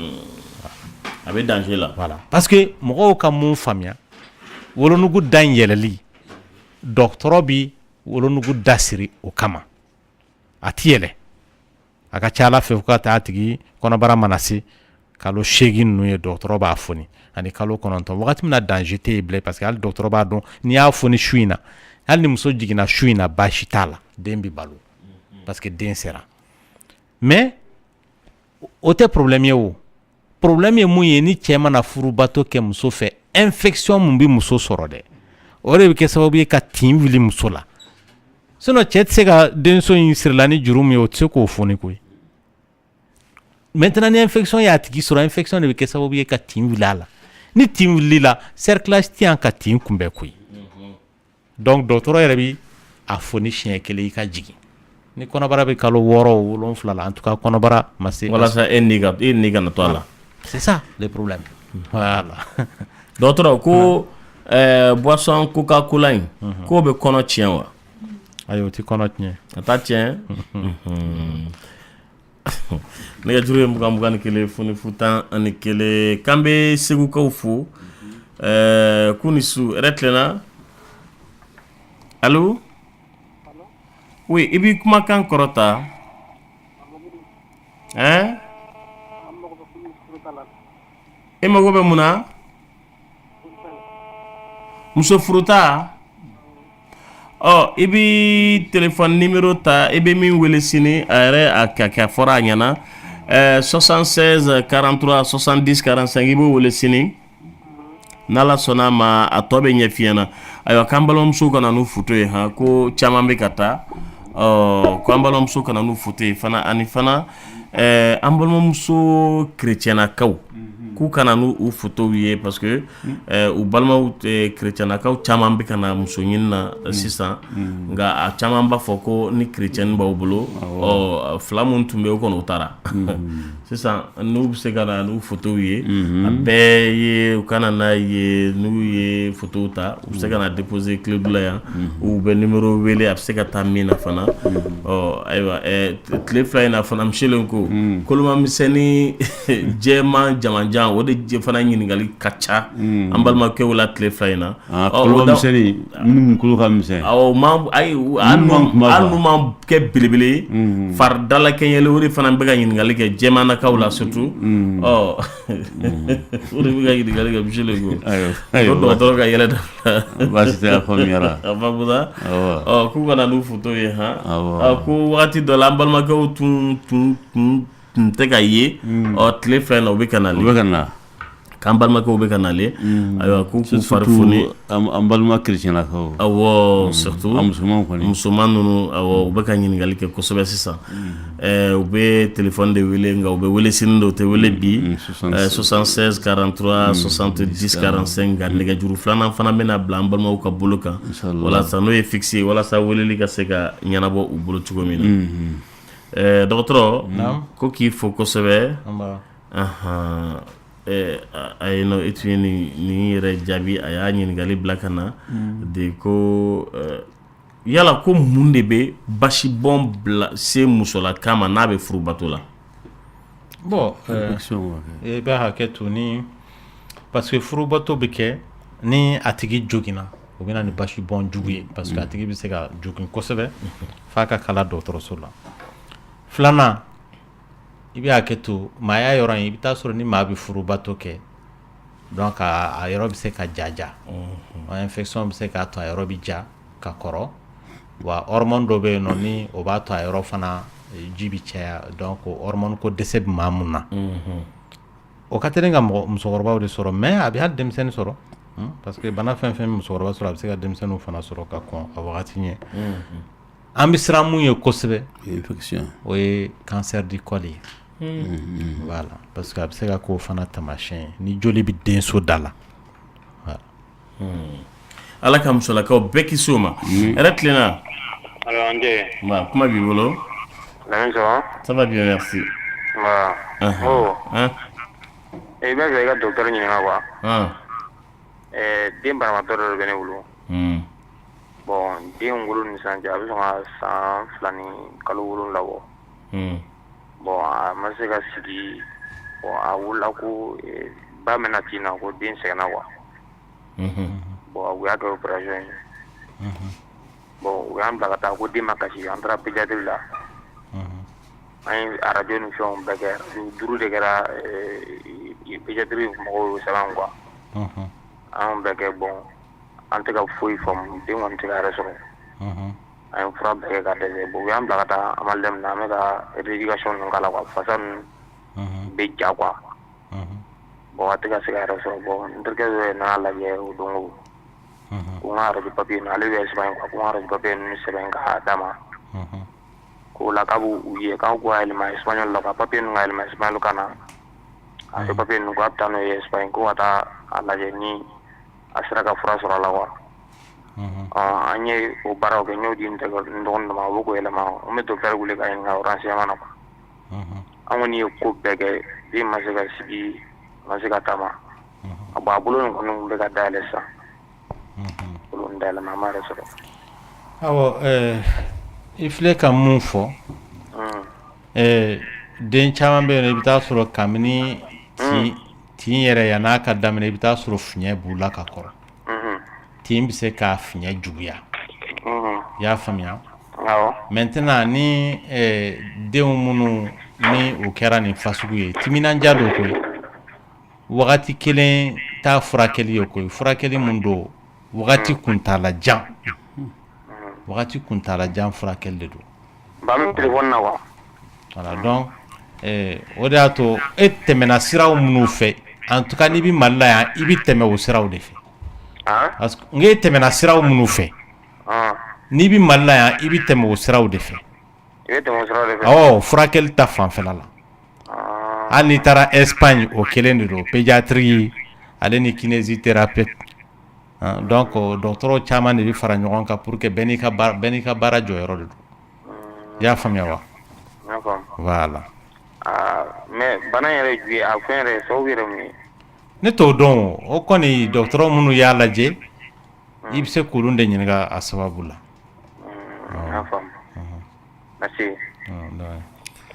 dɔgɔtɔrɔ ko trivial an y'a fɔ sɔrɔ la awɔ k'i ko o bɛ mun ɲɛ k'i k'o fɔ ani difaston ayiwa rebelle ye bana de ye a b'a fɔ a ma ko tonso ɲimi bon difaston gynécologue de b'o utiliser kosɛbɛ parce que hormone de don hormone ko dɛsɛ dɔ bɛ yen nɔ n'o bɛ maa la a bɛ se ka kɛ sababu ye ka laada ko ninnu latiɲɛ walama a bɛ kɛ sababu ye ka kɔnɔ ko yɛrɛ gɛlɛya walasa k'o nɔgɔya o fura in bɛ se k'o de kama ko a denmusonin bɛ san 2 la dɔgɔtɔrɔ k'a tɛ ka se ka sugunɛ kɛ ko sisan a ma mɛn a y'a fɔ k'a b'a ko n'a bɛ sugunɛ kɛ a bɛ digi ale la kosɛbɛ ko yala o kɔrɔ ye mun de ye den fitinin na a bɛ se ka kɛ infection b'a la o y'a sababu fɔlɔ ye sababu filanan awɔ den fitinin mɔgɔ ni hali den fitinin ani infection tɛ se ka bɔ la sababu filanan o ye mun ye i bɛ taa sɔrɔ sugunɛ sira ninnu aw b'a f'o ma ko bɛlɛ alors qu'an t'a fɔ ma ko bɛlɛ an b'a fɔ ma ko lithiase ou bien calcul o bɛ se ka sigi sugunɛ siraw kan donc n'o kɛra a bɛ se k'a tigi bali ka sugunɛ kɛ. Ayiwa a bɛ faamu dɔgɔtɔrɔ jeunes de bɛ ka ɲininkali kɛ ko mun y'a to jeunes kunsigi jɛlen don sisan kojugu. Kunsigi jɛya ani kunsigi fiɲɛ tiɲɛko de don. I bɛ taa sɔrɔ sisan nɔ du bɛɛ kɔnɔ mɔgɔw tɔw bɛɛ kun finnen don mais i bɛ taa sɔrɔ dɔgɔnin yɛrɛ o ta jɛlen don o ye kɔrɔya cogo ye o i bɛ taa sɔrɔ du kɔnɔ sisan Lamini i bɛ maa dɔ ye dutigi i b'a fɔ k'o de ye dutigi ye tɔw cɛla i bɛ taa sɔrɔ o de ye bɛɛ dɔgɔnin ye donc tiɲɛ de don kunsigi ka fin o kunsigi ka jɛya o kunsigi ka kɛ fasugu wɛrɛw ye o ye tiɲɛko de ye voilà parce que maa caman bɛ yen nɔ a b'u hakili la k'a fɔ n'i ye parfum fiyɛ kunsigi la o de b'a mais n'i ye parfum fiyɛ kunsigi la d'accord a k'a jɛya mais mun bɛ falen kun a sun na n ko kunsigi jɛya yɛrɛ a n'a fiɲɛ b'a sun de la maintenant mɔgɔ mun kunsigi jɛlen don hali n'a bɛ falen fana a jɛlen de bɛ falen ka na mais i bɛ se k'a fɔ bon sisan nɔ an bɛ tile min na mɔgɔw ka teli ka fɛn minnu kɛ kunsigiw la k'u fin teinture voilà u b'o kɛ donc dɔw b'o kɛ mɔgɔ mun ta ye naturel ye donc e b'a filɛ k'a fɔ joli alors k'u ye fiɲɛ de jɔ et puis mɔgɔ minnu b'u kunsigiw di sanga ni wagati final wagati bɛɛ i b'a di wagati bɛɛ i b'a di donc finalement kunsigi finman bɛ ban pewu k'a tɔ to jɛman ye voilà maintenant maa caman bɛ yen nɔ a b'u ɲɛna ko kun dili ninnu o de b'a to kunsigi tɛ falen joona non farila si bɛɛ pli i b'a di a bɛ ɲaga hali musow bɛ yen mun bɔnmɔsi b'u la an bɛ conseil mun d'u ma u kana di i k'a bɔgɔti o de ka fisa dili n'i y'a di dɔrɔn a bɛ ɲaga n'i y'a di dɔrɔn a b'a jama hali yɔrɔ mun si ma falen a la a bɛ se ka kɛ senkala ninnu ye donc o de y'a to tubabuw bɛ cire ninnu utiliser i b'a da i farisi la i b'a sama nka o tɛ se ka kɛ bɔnbɔn na dɛ hali bɔnbɔn na o de bɛ kɛ o parce que a siw minnu don si surumaninw tɛ o si jamanjanw de don kelen kelennu o man ca mais o ka jan kosɛbɛ voilà oui n bɛ ka min fara a kan n'i ye denmisɛnnin ye ni fɔlɔfɔlɔ a tun b'a fɔ n'i y'a sijɛ b'a kun na i b'a sɔrɔ a fa kɔrɔlen don bon o ni nin tɛ fan kelen fɛ voilà o yɔrɔnin Lamini tiɲɛ don maa caman b'a question poser ko est ce que cɛkɔrɔba den ni denmisɛnnin den ye kelen ye o tɛ ɲɔgɔn ɲɛ sira la o tɛ kelen ye cɛkɔrɔba kɔni i bɛ se k'a fɔ a bɛ se ka kɛ a man teli ka den sɔrɔ mais dès lors que den kɔni sɔrɔla ani denmisɛnnin den bɛɛ ye kelen parce que pour que a ka den sɔrɔ non mais c'est clair i bɛ hakɛ to den sɔrɔla fɛn mun fɛ o ma kɔrɔ n'o kɔrɔla i tɛ se ka den de sɔrɔ voilà yɛrɛ tilenna oui dɔgɔtɔrɔ tulo b'i la ne tun bɛ fɛ ka dɔgɔtɔrɔ ɲininka de komi ne kun kɔnɔma don wa wa kɔnɔ sera kalo 8 ma wa bon ji tun bɛ ka bɔn ka bɔ den wɔrɔ wa bon ne taalen dɔgɔtɔrɔso la bon u ko ji caman bɔnna quoi ko k'a kɛ césarienne bon a kɛlen césarienne ye sisan nɔ mais den yɛrɛ ma to ne bolo den seginna kɔ quoi a seginna kɔ césarienne kɔfɛ tile joli o dugusɛjɛ yɛrɛ ne opéré la don sufɛ o dugusɛjɛ de a seginna kɔ bon ne tun bɛ fɛ ka docteur ɲininka sisan comme o tun ye ne ka premier grossesse n'a sɔrɔ ne bɛ se ka jigin siɲɛ wɛrɛ ka sɔrɔ a ma kɛ opération ye quoi e bɛ san joli la san 22 oui fɔlɔ la e opéré la parce que dan de cira i y'a faamuya bon an ye bana mun kɔfɔ su in na Lamini ani dan cili ji bɔnna kelen tɛ dɛ an ye bana mun kɔfɔ o de ye kabini ji dilan yɔrɔ a sun na a dilan cogo i bɛ taa sɔrɔ a cayara kojugu an kuma n'o de kan bon nin ta ye ji kun ye normal ye mais banakisɛ de donna a tigi la parce que banakisɛw bɛ bɔ sugunɛyɔrɔ la a bɛ se ka bɔ banakɔtagayɔrɔ la ka t'u yɛrɛ sɔrɔ dan yɔrɔ la a bɛ se ka bɔ ɲɛfɛla yɛrɛ la ka t'u yɛrɛ sɔrɔ dan yɔrɔ la o bɛ kɛ sababu ye ka dan ci mais a t'i ye ɲɛ la ji bɛ suri a tigi ka dɔɔni maintenant ni césarienne kɛra o de kama diyagoya tɛ siɲɛ wɛrɛ césarienne ka k'o kama o ni problème wɛrɛ de b'a la césarienne bɛ kɛ n'o tɛ dan cili tɛ césarienne kɛ kun ye siɲɛ 2 wala siɲɛ 3 n'a sɔrɔ sisan nɔ misali la césarienne kɛra o y'a sɔrɔ ale bɛ san 20 na ko parce que a bassin de ka dɔgɔ hali siɲɛ wɛrɛ n'a bɛ jigin césarienne bɛ kɛ parce que bassin fɛn tɛna fara a bonya kan o voilà ni maa mun opéré la parce que den nana ni sen de ye walama a nana ni tɛgɛ de ye tiɲɛ wɛrɛ n'a nana ni kunkolo ye diyagoya tɛ k'i ka opéré o voilà a faamuna ala ka nɔgɔya k'i ye k'an bɛ iyo n'a baramɔgɔw bɛɛ lajɛlen fo Michel ko i bɛ iyo ka numéro di sugunɛ furakɛla de don a ka numéro ye 76 97 49 71 n'ala sɔnna i bɛ segin a kan 76 97 iyo ka numéro ye 49 71 a bɛ Dawudabugu k'an bɛ a n'a ka mɔgɔw bɛɛ lajɛlen fo ɛrɛ tilenna o tigi taara dɔgɔtɔrɔ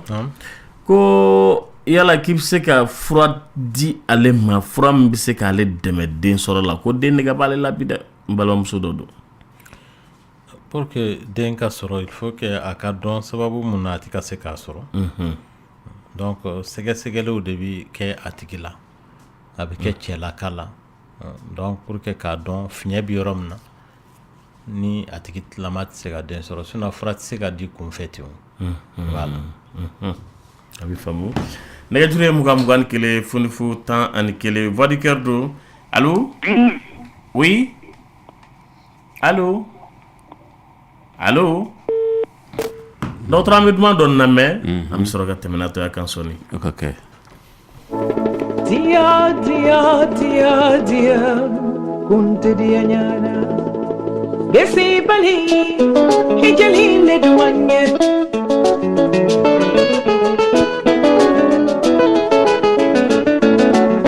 nani bali aja hijali le duanye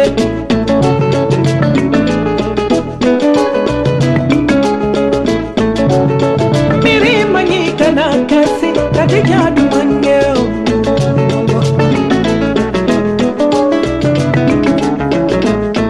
Delegate bambolo, delegate banyomate banna, hajakana. Usolante bambolo, usolante kasadumate banna, hajabana. Bongalire te bambolo, bongalire kasadumate banna, jidakana. Samara te bambolo, talongere mate banna, hajabana. Dupur te bambolo, dupur compile te banna, hajakana.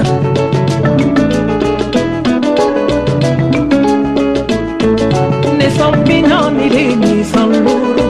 Madiana musundu Ne sampinani leni sanloro Madiana musundu Nine sila konkora Ma ajaba yelena odinfa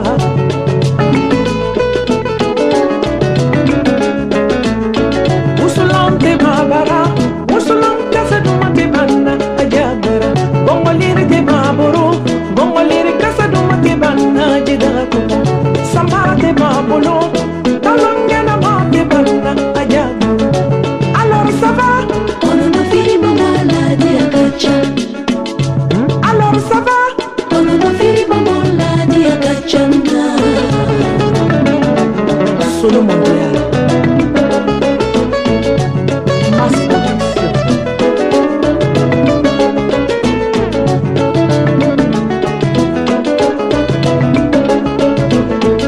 Sabia de babolo, la sabia de nyomante banna ajabolo.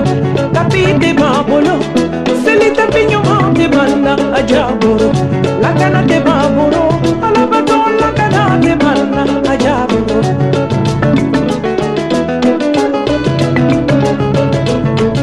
Ne sambina ni le ni samboro, mandiana musundo. Ne sambina ni le ni samboro, mandiana musundo. Inasila kumbora na jaba yelenda oinfora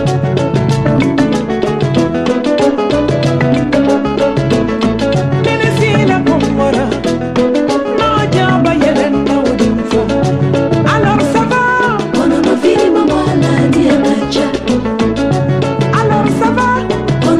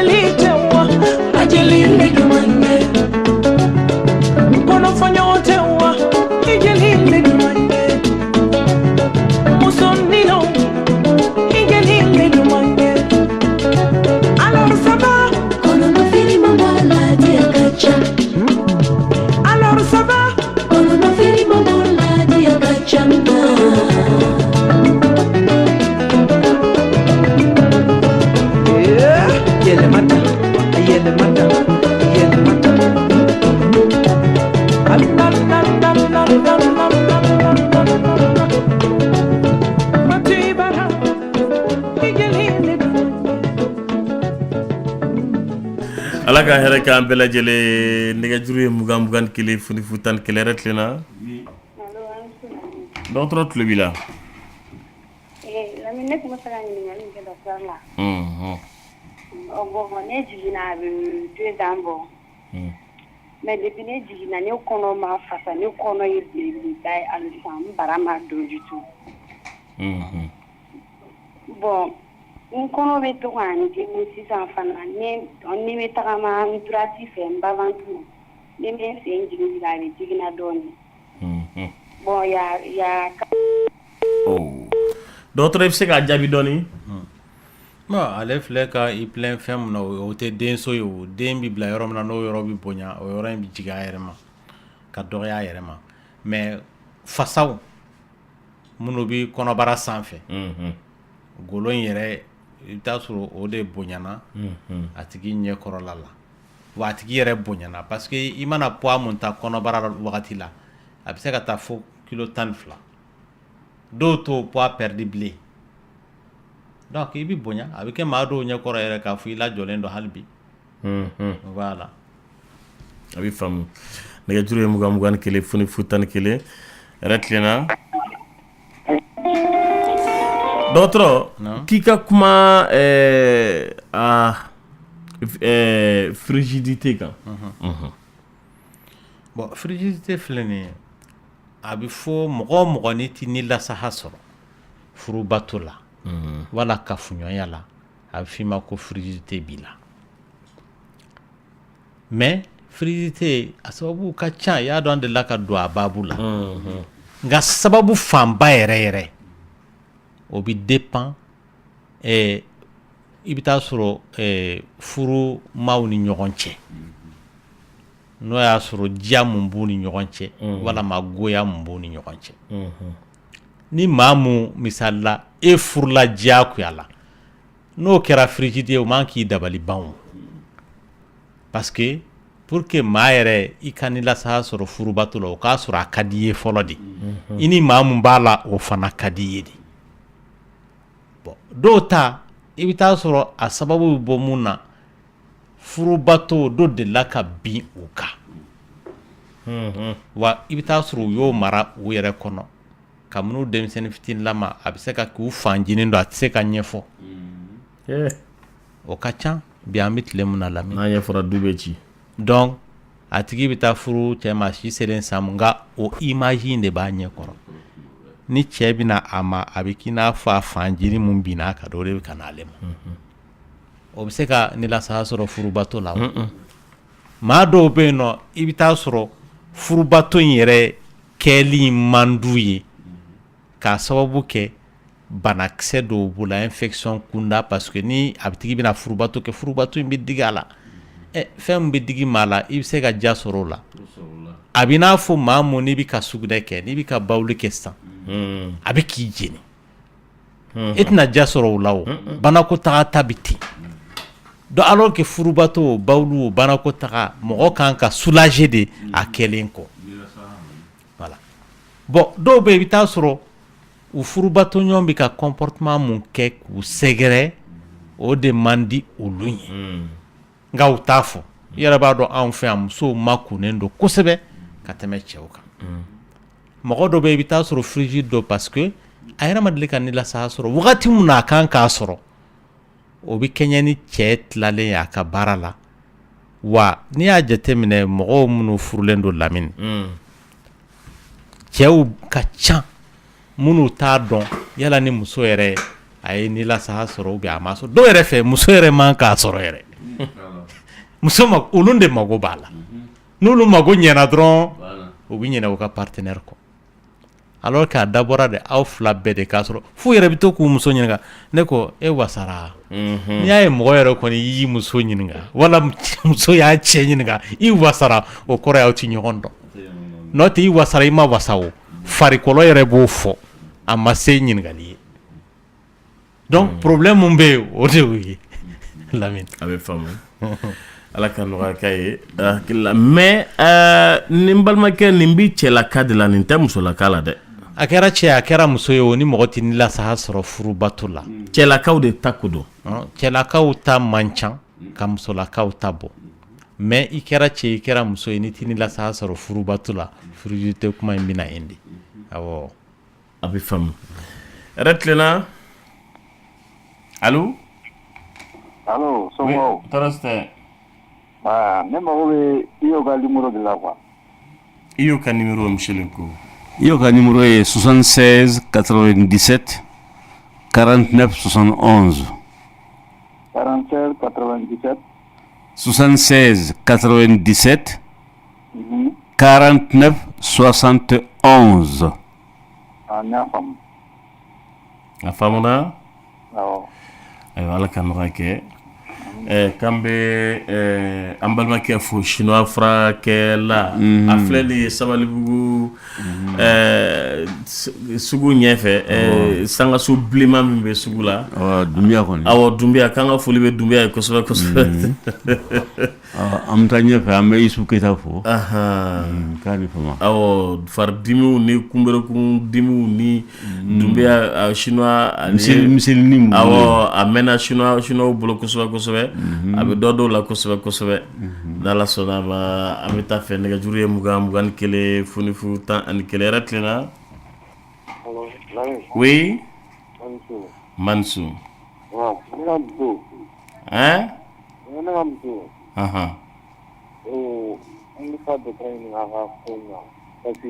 i bɛ kumakan kɔrɔta dɔgɔtɔrɔ yɛrɛ tulo b'i la ale la wa kasa dɔ de bɛ bɔ a la ji dɔ de bɛ bɔ a la kuma bɛɛ a b'a ka fini fɛn a b'a ka ji jɛman dɔ bɔ a la quoi kuma bɛɛ a bɛ fini fɛn bon n bɛ fɛ ka dɔgɔtɔrɔ ɲininka o de la bon lɛmɛnɛpo de ka teli k'o kɛ mɔgɔ la mais a jour fana tigɛ quoi a ye mun kɛ a y'a ka jour tigɛ awɔ a bɛ se ka kɛ jour tigɛli ye sababu wɛrɛw ye o nka i bɛ ka ju mun kuma fɔ lɛmɛnɛpo de ka teli k'o kɛ mɔgɔ la mais a tɛ ka jour ye quoi n y'o de f'i ye n ko jour tigɛ kun bɛ se ka kɛ fɛn wɛrɛ ye mun t'o ye bon o kɛlen ne muso fana ale kɔnɔma don mais a bɛ kalo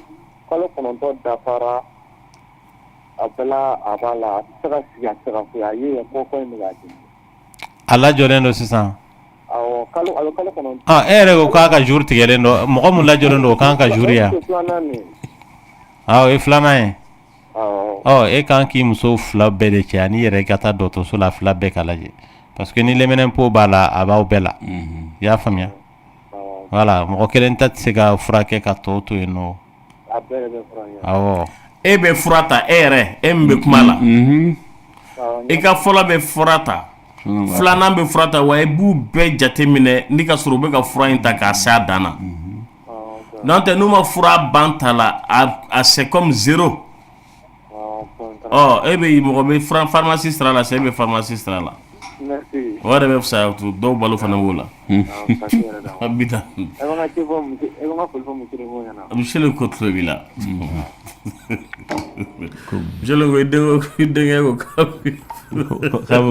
b'i fo ko n b'a fo ko n ka foli b'a ye n'Ala sɔnna n'i ye mugu mun k'i da la o k'a sɔrɔ a ɲinji b'i da a ɲanji b'i da a ɲanji dɔgɔtɔrɔ a ɲanji fana a ɲinji kɛ a ɲinji ayiwa baasi tɛ dɔgɔtɔrɔ ayiwa k'i k'ale dɛmɛ kosɛbɛ nin y'a san 2 ale man kɛnɛ a ko su fɛ butɔnw de bɛ to ka bɔ ale fari la quoi a b'a ŋɛɲɛ fana k'après butɔn ninnu bɛ tunu k'a ye analyse ni traitement sugu bɛɛ kɛ ko nka ko ça va pas k'i k'a dɛmɛ koyi ale yɛrɛ jɔrɔ la bon ni fari bɛɛ de don o ye dermatologue de ka baara ye a bɛ taa jukɔrɔni para dɔgɔtɔrɔ min yɛrɛ min nana yan o yɛrɛ tɔgɔ docteur Tal k'a ka taa Tal fɛ yen docteur Tal Kureshi o tɛ institut Marchou la de a bɛ institut Marchou la a bɛ se k'a wele a ka numéro la 76 39 39 74 76 39 39 74 o ye dɔgɔtɔrɔ Tal ka numéro ye dɔgɔtɔrɔ ko yala ko diabète ko bɛ mɔgɔ bali furubato ma wa a bɛ dilanna gosi se mɔgɔ ma wa kosɛbɛ kosɛbɛ awɔ parce que joli sira bana de don n'i y'a ye mɔgɔ yɛrɛ bɛ dilanko kɛ joli de bɛ se a yɔrɔ la donc diabète bi joli bali ka se no kɛra a tigi se ka furu bato ale yɛrɛ de bana ye mun ka teli ka i bɛ hakɛ to ka kusi jalala gosi se mɔgɔ voilà ko kusi jalala gosi lase cɛ ma kɔnɔ ala ka nɔgɔya kɛ mais o furakɛli e tɛ se ka kusi jala gosi in furakɛ ni diabète ma furakɛ o sababu de bɛ furakɛ diabète dun furakɛli ye ni dɔgɔtɔrɔ m'a fɔ i ka fura jɔ a man kan tɛ ka jɔ parce que ni diabète y'i minɛ a t'i bila o i b'i si bɛɛ kɛ n'a ye awɔ hali ni lafiyalen don i kan ka continuer ka fura ta n'o tɛ complication bɛ don a la parce que ni diabète n'a tilala i fari la yɔrɔ dɔw bɛ yen mun ka di diabète a bɛ fiɲɛ bila o de la fɔlɔ a bɛ fiɲɛ bila a tɔgɔ ye di rein na kɔkuru a bɛ fiɲɛ bila kunkolo la a bɛ fiɲɛ bila ɲɛ la n'a tilal'o la a bɛ fiɲɛ bila senw de la e m'a ye diabète ka joli tɛ kɛnɛya joona wa voilà parce que fɛn b'a to joli bɛ kɛlɛ joona o fɛnw barikaw bannen don o tigilama fari la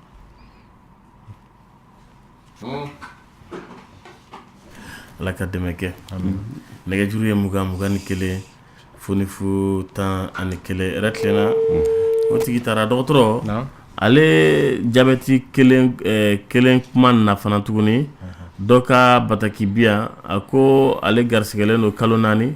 a k'ale bɛ taa a bɛ sugunɛ kɛ su kɔnɔ siɲɛ caman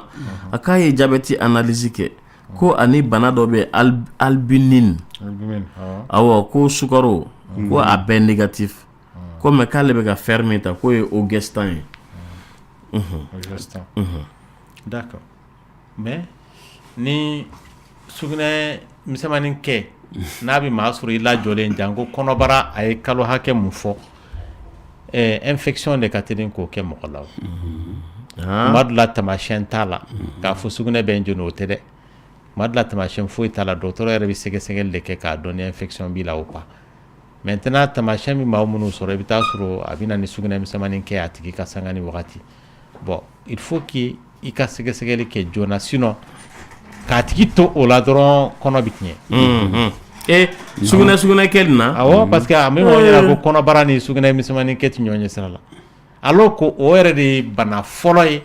infection sugunɛ infection o de ka teli ka muso kɔnɔ tiɲɛ ka tɛmɛ bana tɔw bɛɛ kan an bɛ ka fɛn fɛn fɔ tension o diabète o pali o fɛn fɛn bɛ yen nɔ infection de ka teli k'a to muso kɔnɔbara ka tiɲɛ kalo 5 kalo 6 kalo 7 kalo 8 a fanba y'o de ye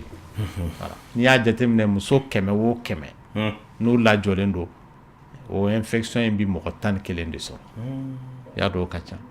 voilà wa ale problème ye mun ye a tigi t'a dɔn k'a fɔ basi b'ale la parce que basi bɔn t'a ka dimi wɛrɛ t'ale kan elle sugunɛ misɛmanin kɛ ka ca voilà dɔgɔtɔrɔ bon diabète ko ta fan hali ni diabète sɛgɛsɛgɛra n'a taara dɔgɔtɔrɔ fɛ ni sika b'a la ko diabète sɛgɛsɛgɛli wɛrɛ bɛ yen mun bɛ kɛ k'a sɛbɛntiya parce que mɔgɔ bɛ se ka lajɔ diabète t'i la mais i lajɔlen diabète bɛ se ka bangi i fari la kɔnɔbara kalo 5 ninnu ka ye voilà mais o ye kɔnɔbara ka diabète ye dɛ ni jiginna o bɛ to bɛ tunu non diyagoya tɛ o ka tunu a bɛ se ka kɛ o bɛ tunu a bɛ se ka kɛ a bɛ continuer ka kɛ chronique ye ala k'o tunu han o dɔw kɛ ni kɔnɔbara taara dɔrɔn dɔw ka taa o nɔfɛ dɔgɔtɔrɔ i denmuso ko k'ale to san 7 k'ale tɔntɔn jɛra a fɛ ko ka bi ale kan ko sisan ale bɛ san 17 ale ye maminɛ cɛ sɔrɔ o maminɛ cɛ y'ale ɲininka ko yala ko yala i bɛ so wa k'ale ko ma ɔhɔn bɛ so ko yala k'ale bɛ so wa ko k'i ɲininka ne tɛ ala ye k'o dɔn i bɛ so wala i tɛ so dɔgɔtɔrɔya fanfɛla la dɔgɔtɔrɔ b'i lajɛ de k'a fiyɛ karisa i bɛ so wala i tɛ so a bɛ taa dɔgɔtɔrɔso la wa a yɛrɛ tɛ se k'a yɛrɛ lajɛ k'o dɔn koyi parce que a bɛ maa caman ɲɛna k'a f'u yɛrɛ kun bɛ se k'a dɔn u yɛrɛ ma voilà ayiwa n'ala sɔnna donc sisan a bɛ so a tɛ so de a bɛ taa dɔgɔtɔrɔso la jaabi ka gɛlɛn a fa ka taa dɔgɔtɔrɔso la ayiwa o dun kuma ɲɛfɔli e m'a kɔlɔsi hali mɔgɔw minnu bɛ bin mɔgɔw kan n'o taara police la ni réquisition taara dira n ko bɛ taa dɔgɔtɔrɔso de la dɔgɔtɔrɔ de b'a ka jaabiw sɛbɛn ka o fana lettre bila ka taa police la voilà a sera ka jan yɛrɛ tilenna o tigi taara nɛgɛjuru ye 21 funifu 11 k'an ka foli bɛ Kayikaw ye allo Ansu oui n balimakɛ kuma b'i bolo tɔɔrɔ si tɛ e di cɛ furu caman dun a ka ɲi a man ɲi diɲɛ fɛn o fɛn a caman a man ɲi fɛn bɛɛ hakɛlama de ka ɲi i y'a faamuya n y'a faamu n cɛ wele la dɔgɔtɔrɔ ko les mutilations génitales féminines aussi sont des causes de la frigidité. Ah bon, frigidité filɛ nin ye fɛn mais ale ni mana est-ce que n'o bɛ ɲɔgɔn ɲɛ sira la o bɛ ɲɔgɔn ɲɛ sira la parce que i ko mutilation fasugu ka ca ayi olu bɛ k'a fɔ aw ka ninnu tubabu ka mutilation ni vraiment ne sɔnnen t'a ye il faut que mɔgɔw ka a faamuya bon sisan nɔ i mana jateminɛ sisan nɔ maaya yɔrɔ nerf dɔ de bɛ yen i bɛ taa sɔrɔ ni maa bɛ furubato kɛ wala hali ni furubato yɛrɛ tɛ o b'a to i bɛ sentiment sɔrɔ mɔgɔ bɛ se ka mutiler k'a sɔrɔ maga ma k'o yɔrɔ la o i bɛ furu mais mun bɛ mutilation kɛ o t'o dɔn o n'o taara mɔgɔw yɔrɔ la o c'est comme tout de suite n'i ko ne ma sisan nɔ mɔgɔw bolo ko to la ni i sera joli sira ma e tɛ se ka joli jɔ joli mana bɔ a tigi k'a ti sa wa ou bien mais n'i ma se joli sira ma kun joli ma bɔ a tigi kan fɛn wɛrɛ kɔni bɛ se k'a tigi sɔrɔ c'est que infection n'o ye tétanos ni fɛnw caman voilà donc il faut que ale fɛn minnu ɲininkali mun kɛ o bɛ tali k'o kan mutilation fasugu ka ca. nin ma ɲininkali kɛ nin kɛlɛbaw ko nin bɛ ka nin confirmer yɛrɛ de nka ayiwa tubabukan ninnu tɛ oui monsieur Lenko olu b'o kɛ waati min fana na nin ye parce que fɔlɔfɔlɔ ta ninnu bɛ kɛ a tigi kunbayalen bon o tun tɛ foyi la o mais n'i y'a ye problème bɛ ka caya bi a bɛ kɛ denmisɛnnin kunda de ye. oui monsieur Lenko hali denmisɛnnin kunda n ko dɔw bɛ yen i bɛ taa sɔrɔ u bolokoli est ce que a fɔra a ka kɛ siɲɛ 2 siɲɛ n ko dɔw bɛ yen u b'a kɛ ka segin a kan ka segin a kan. mais a bɔra a minɛn de kɔnɔ o a tun b'a minɛn min kɔnɔ o tun tiɲɛni tɛ o mɔgɔ kelen bɛ se ka mɔgɔ 40 dugu kelen bɛɛ lasigi problème foyi tun t'a la o waati la parce que a b'a minɛn de kɔnɔ a kan ka kɛ mɔgɔ tranche d'âge olu dɔɔnin don san 15 fo san 22 non sisan kɔni o si respecté tɛ o bon ni m'o respecté non bon problème bɛ k'a la o bɛ ka contraire de kɛ sisan mɔgɔw b'a kɛ k'a sɔrɔ hakili t'a tigi bolo bon problème de b'o la o denmisɛnnin wolola tile 7 baptême kɛra a banna bon c'est ce qui amène des problèmes a bɛ gɛlɛya lase cɛman ma a bɛ gɛlɛya lase muso ma voilà mais Lamine hali cɛman a bɛ gɛlɛya parce que denmisɛnnin fitinin a b'a bo la a n'a sugunɛ la i yɛrɛ b'a dɔn hali ni joli bɛ maa la an ka mutilation ko yɛrɛ bɔ a la ni joli bɛ hali maa tɛgɛ la banakotaga bɛ k'o kan o sugunɛ bɛ k'o kan o kɛnɛya ka di a tɛ nɔrɔ ɲɔgɔn na voilà o bɛ ten de o banakisɛw yɛrɛ bɛ yen nɔ ka kɔrɔ n'o tɛ hali cɛmannin mun a bolo bɛ ko diyagoya de don wa diyagoya tɛ o c'est parce que entretien mun kan ka kɛ a la i tɛ se k'a kɛ de o n'o tɛ n'i bɛ se ka golo in ferekete yɛrɛ ma don o don ka to ka nɔgɔ ninnu b'a la a bolokoli kɛ kun tɛ o dɔgɔtɔrɔya yɛrɛ sira fɛ voilà ayiwa baasi tɛ a bɛ faamu ko ka fɛn bɛɛ sigi a minɛn kɔnɔ awɔ kɛ o de y'a to tubabuw nana n'u ka ko ninnu a fanga sera an na parce que u nana sɔrɔ an tɛ régler yɛrɛ la an tɛ régler o den bɛ jigin dɔrɔn i bɛ ba de mankan ma an ka sigi nɛgɛ kɔrɔ joona a denyɛrɛ k'a denyɛrɛ nama k'a tɛ bɔ a kalama n'i bɛ waliden na k'o denyɛrɛ nama k'o tɛ bɔ o dimi o tigi t'a dɔn kun mun na a bɛ kɛ ale t'a dɔn dɛ donc n'i ye mɔgɔ yɛrɛ mun de kama a bɛ kɛ a t'a dɔn ale kɔni fɛ laada dɔn non laada n ko kɔrɔ dɔ de b'a la kɔrɔ dɔ de b'a la n'a bɔra o kɔnɔna la dɔrɔn a bɔra a kɔnɔ a mɛnna yɛrɛ hali cɛmisɛnnin den a bɔra a kɔnɔ a mɛnna a kan ka kɛ de a tigi ka bɔ a kalama a ka bɔ ko kalama ko dɔ ka ɲɛf'a ɲɛna a k'a faamu a ka k'a baliku a n'a initiation de don o waati la initiation de don o de don sisan o tɛ bilen o o y'a to tubabuw nana n'u ta ye o sera a la hali cɛmanin fitinin ninnu ni min dɛsɛra ka ɲini kɛ dɔrɔn k'a ye t'a sigi ka so tɛ o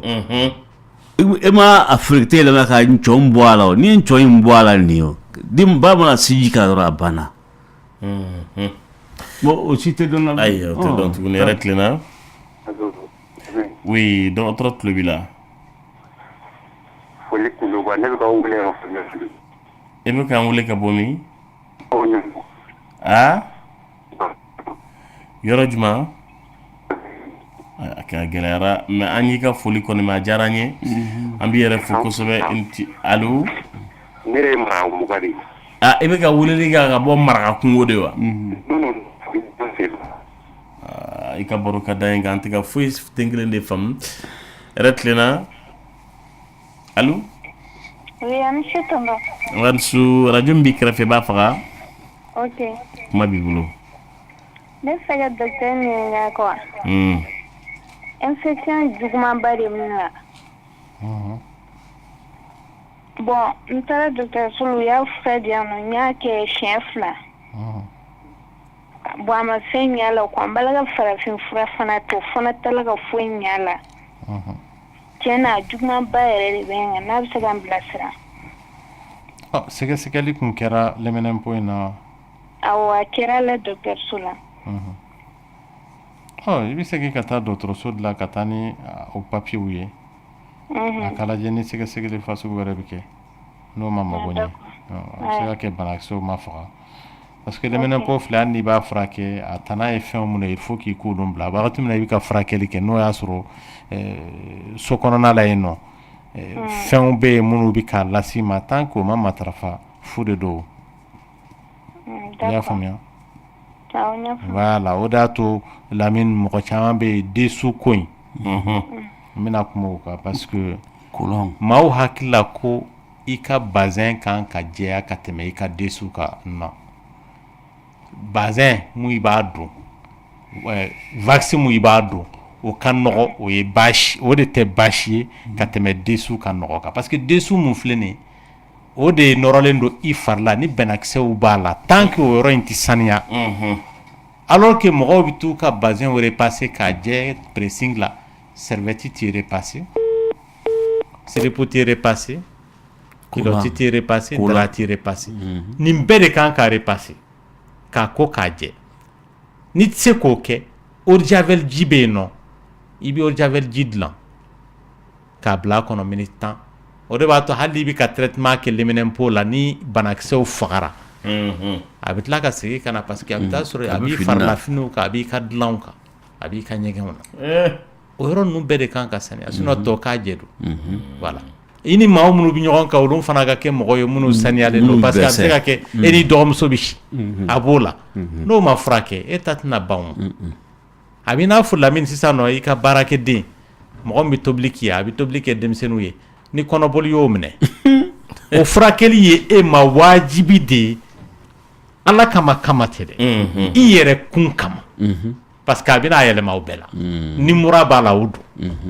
ni sumaya b'a la o don donc c'est pourquoi donc hali n'i jɛra i kɛrɛfɛmaa ma jɛ problème dɔ jango u bɛ to ka ɲɔgɔn ka fɛnw singa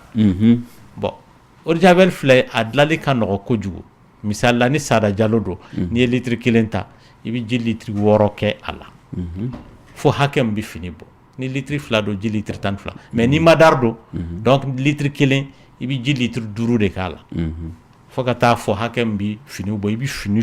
to a kɔnɔ i kana mago la minute 10 o kɔfɛ i b'u bɔ k'u ko o b'a sɔrɔ banakisɛ ninnu fagara voilà a bɛ faamu nɛgɛjuru ye 21 fonifu 11 mɔgɔ laban yɛrɛ tilenna Assalamualaikum warahmatullahi wabarakatuh. I yɛrɛ y'a bɛɛ fɔ ka ban bolo kɛ ne b'a wele ne t'a fɔli ye wa vraiment a bɛ ka mɔgɔ caman bilasira wa n b'a fɔ a barikada wa foli diyara n ye i ni baraji i ni ce wele la an b'i fo dɔgɔtɔrɔ an bɛ bi ta bila yan n'Ala ye dɔgɔkun wɛrɛ yira an na an bɛ tɛmɛ ni émission wɛrɛ ye dɔgɔtɔrɔ ka numéro ye 79 28 55 47 79 28 55 47 k'an mago bɛ an balimamusow photo la u kana ni photo ye surtout an ba chrétiennakaw u bɛ ka ɲininkali kɛ tile fɛ na kosɛbɛ nka an mago bɛ fana photo wɛrɛw la u kana n'u ye an balimakɛw tun bɛ nale u tun banna n'ale ma wagati dɔ la nka u bɛ ka sira ta sisan a k'an bɛn sini sufɛ n'Ala sɔnna. Dia, dia, dia, dia, kunte dia nyana. desi bali hijali le duanye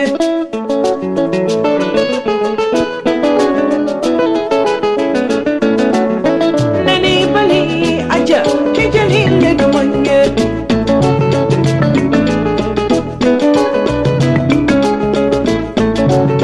miri mani kana kasi kadija duanye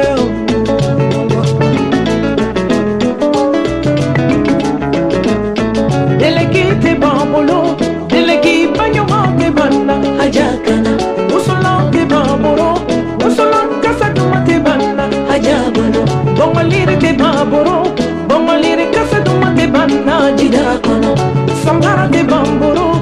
talongera mate banna hajabano. Dupur te bambolo, dupur compile te banna hajakana.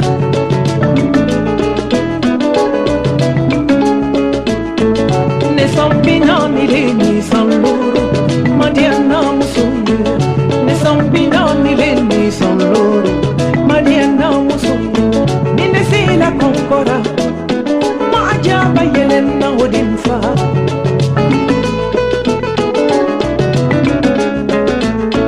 Usulante babara Usulante sadumate banna ajabara Bongolire te baboro Bongolire kasadumate banna jidako Samate babolo, talongena mate banna ajabu. Alors ça va? On en a fini maman la diagacha. Alors ça va? On en a fini maman la diagachana. Solo mondial. Mass production.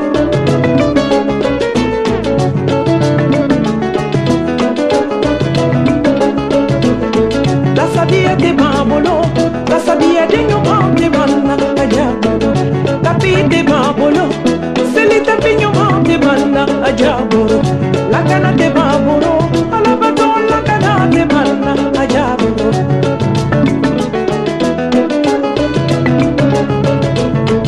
Ne sambina ni le ni sambo.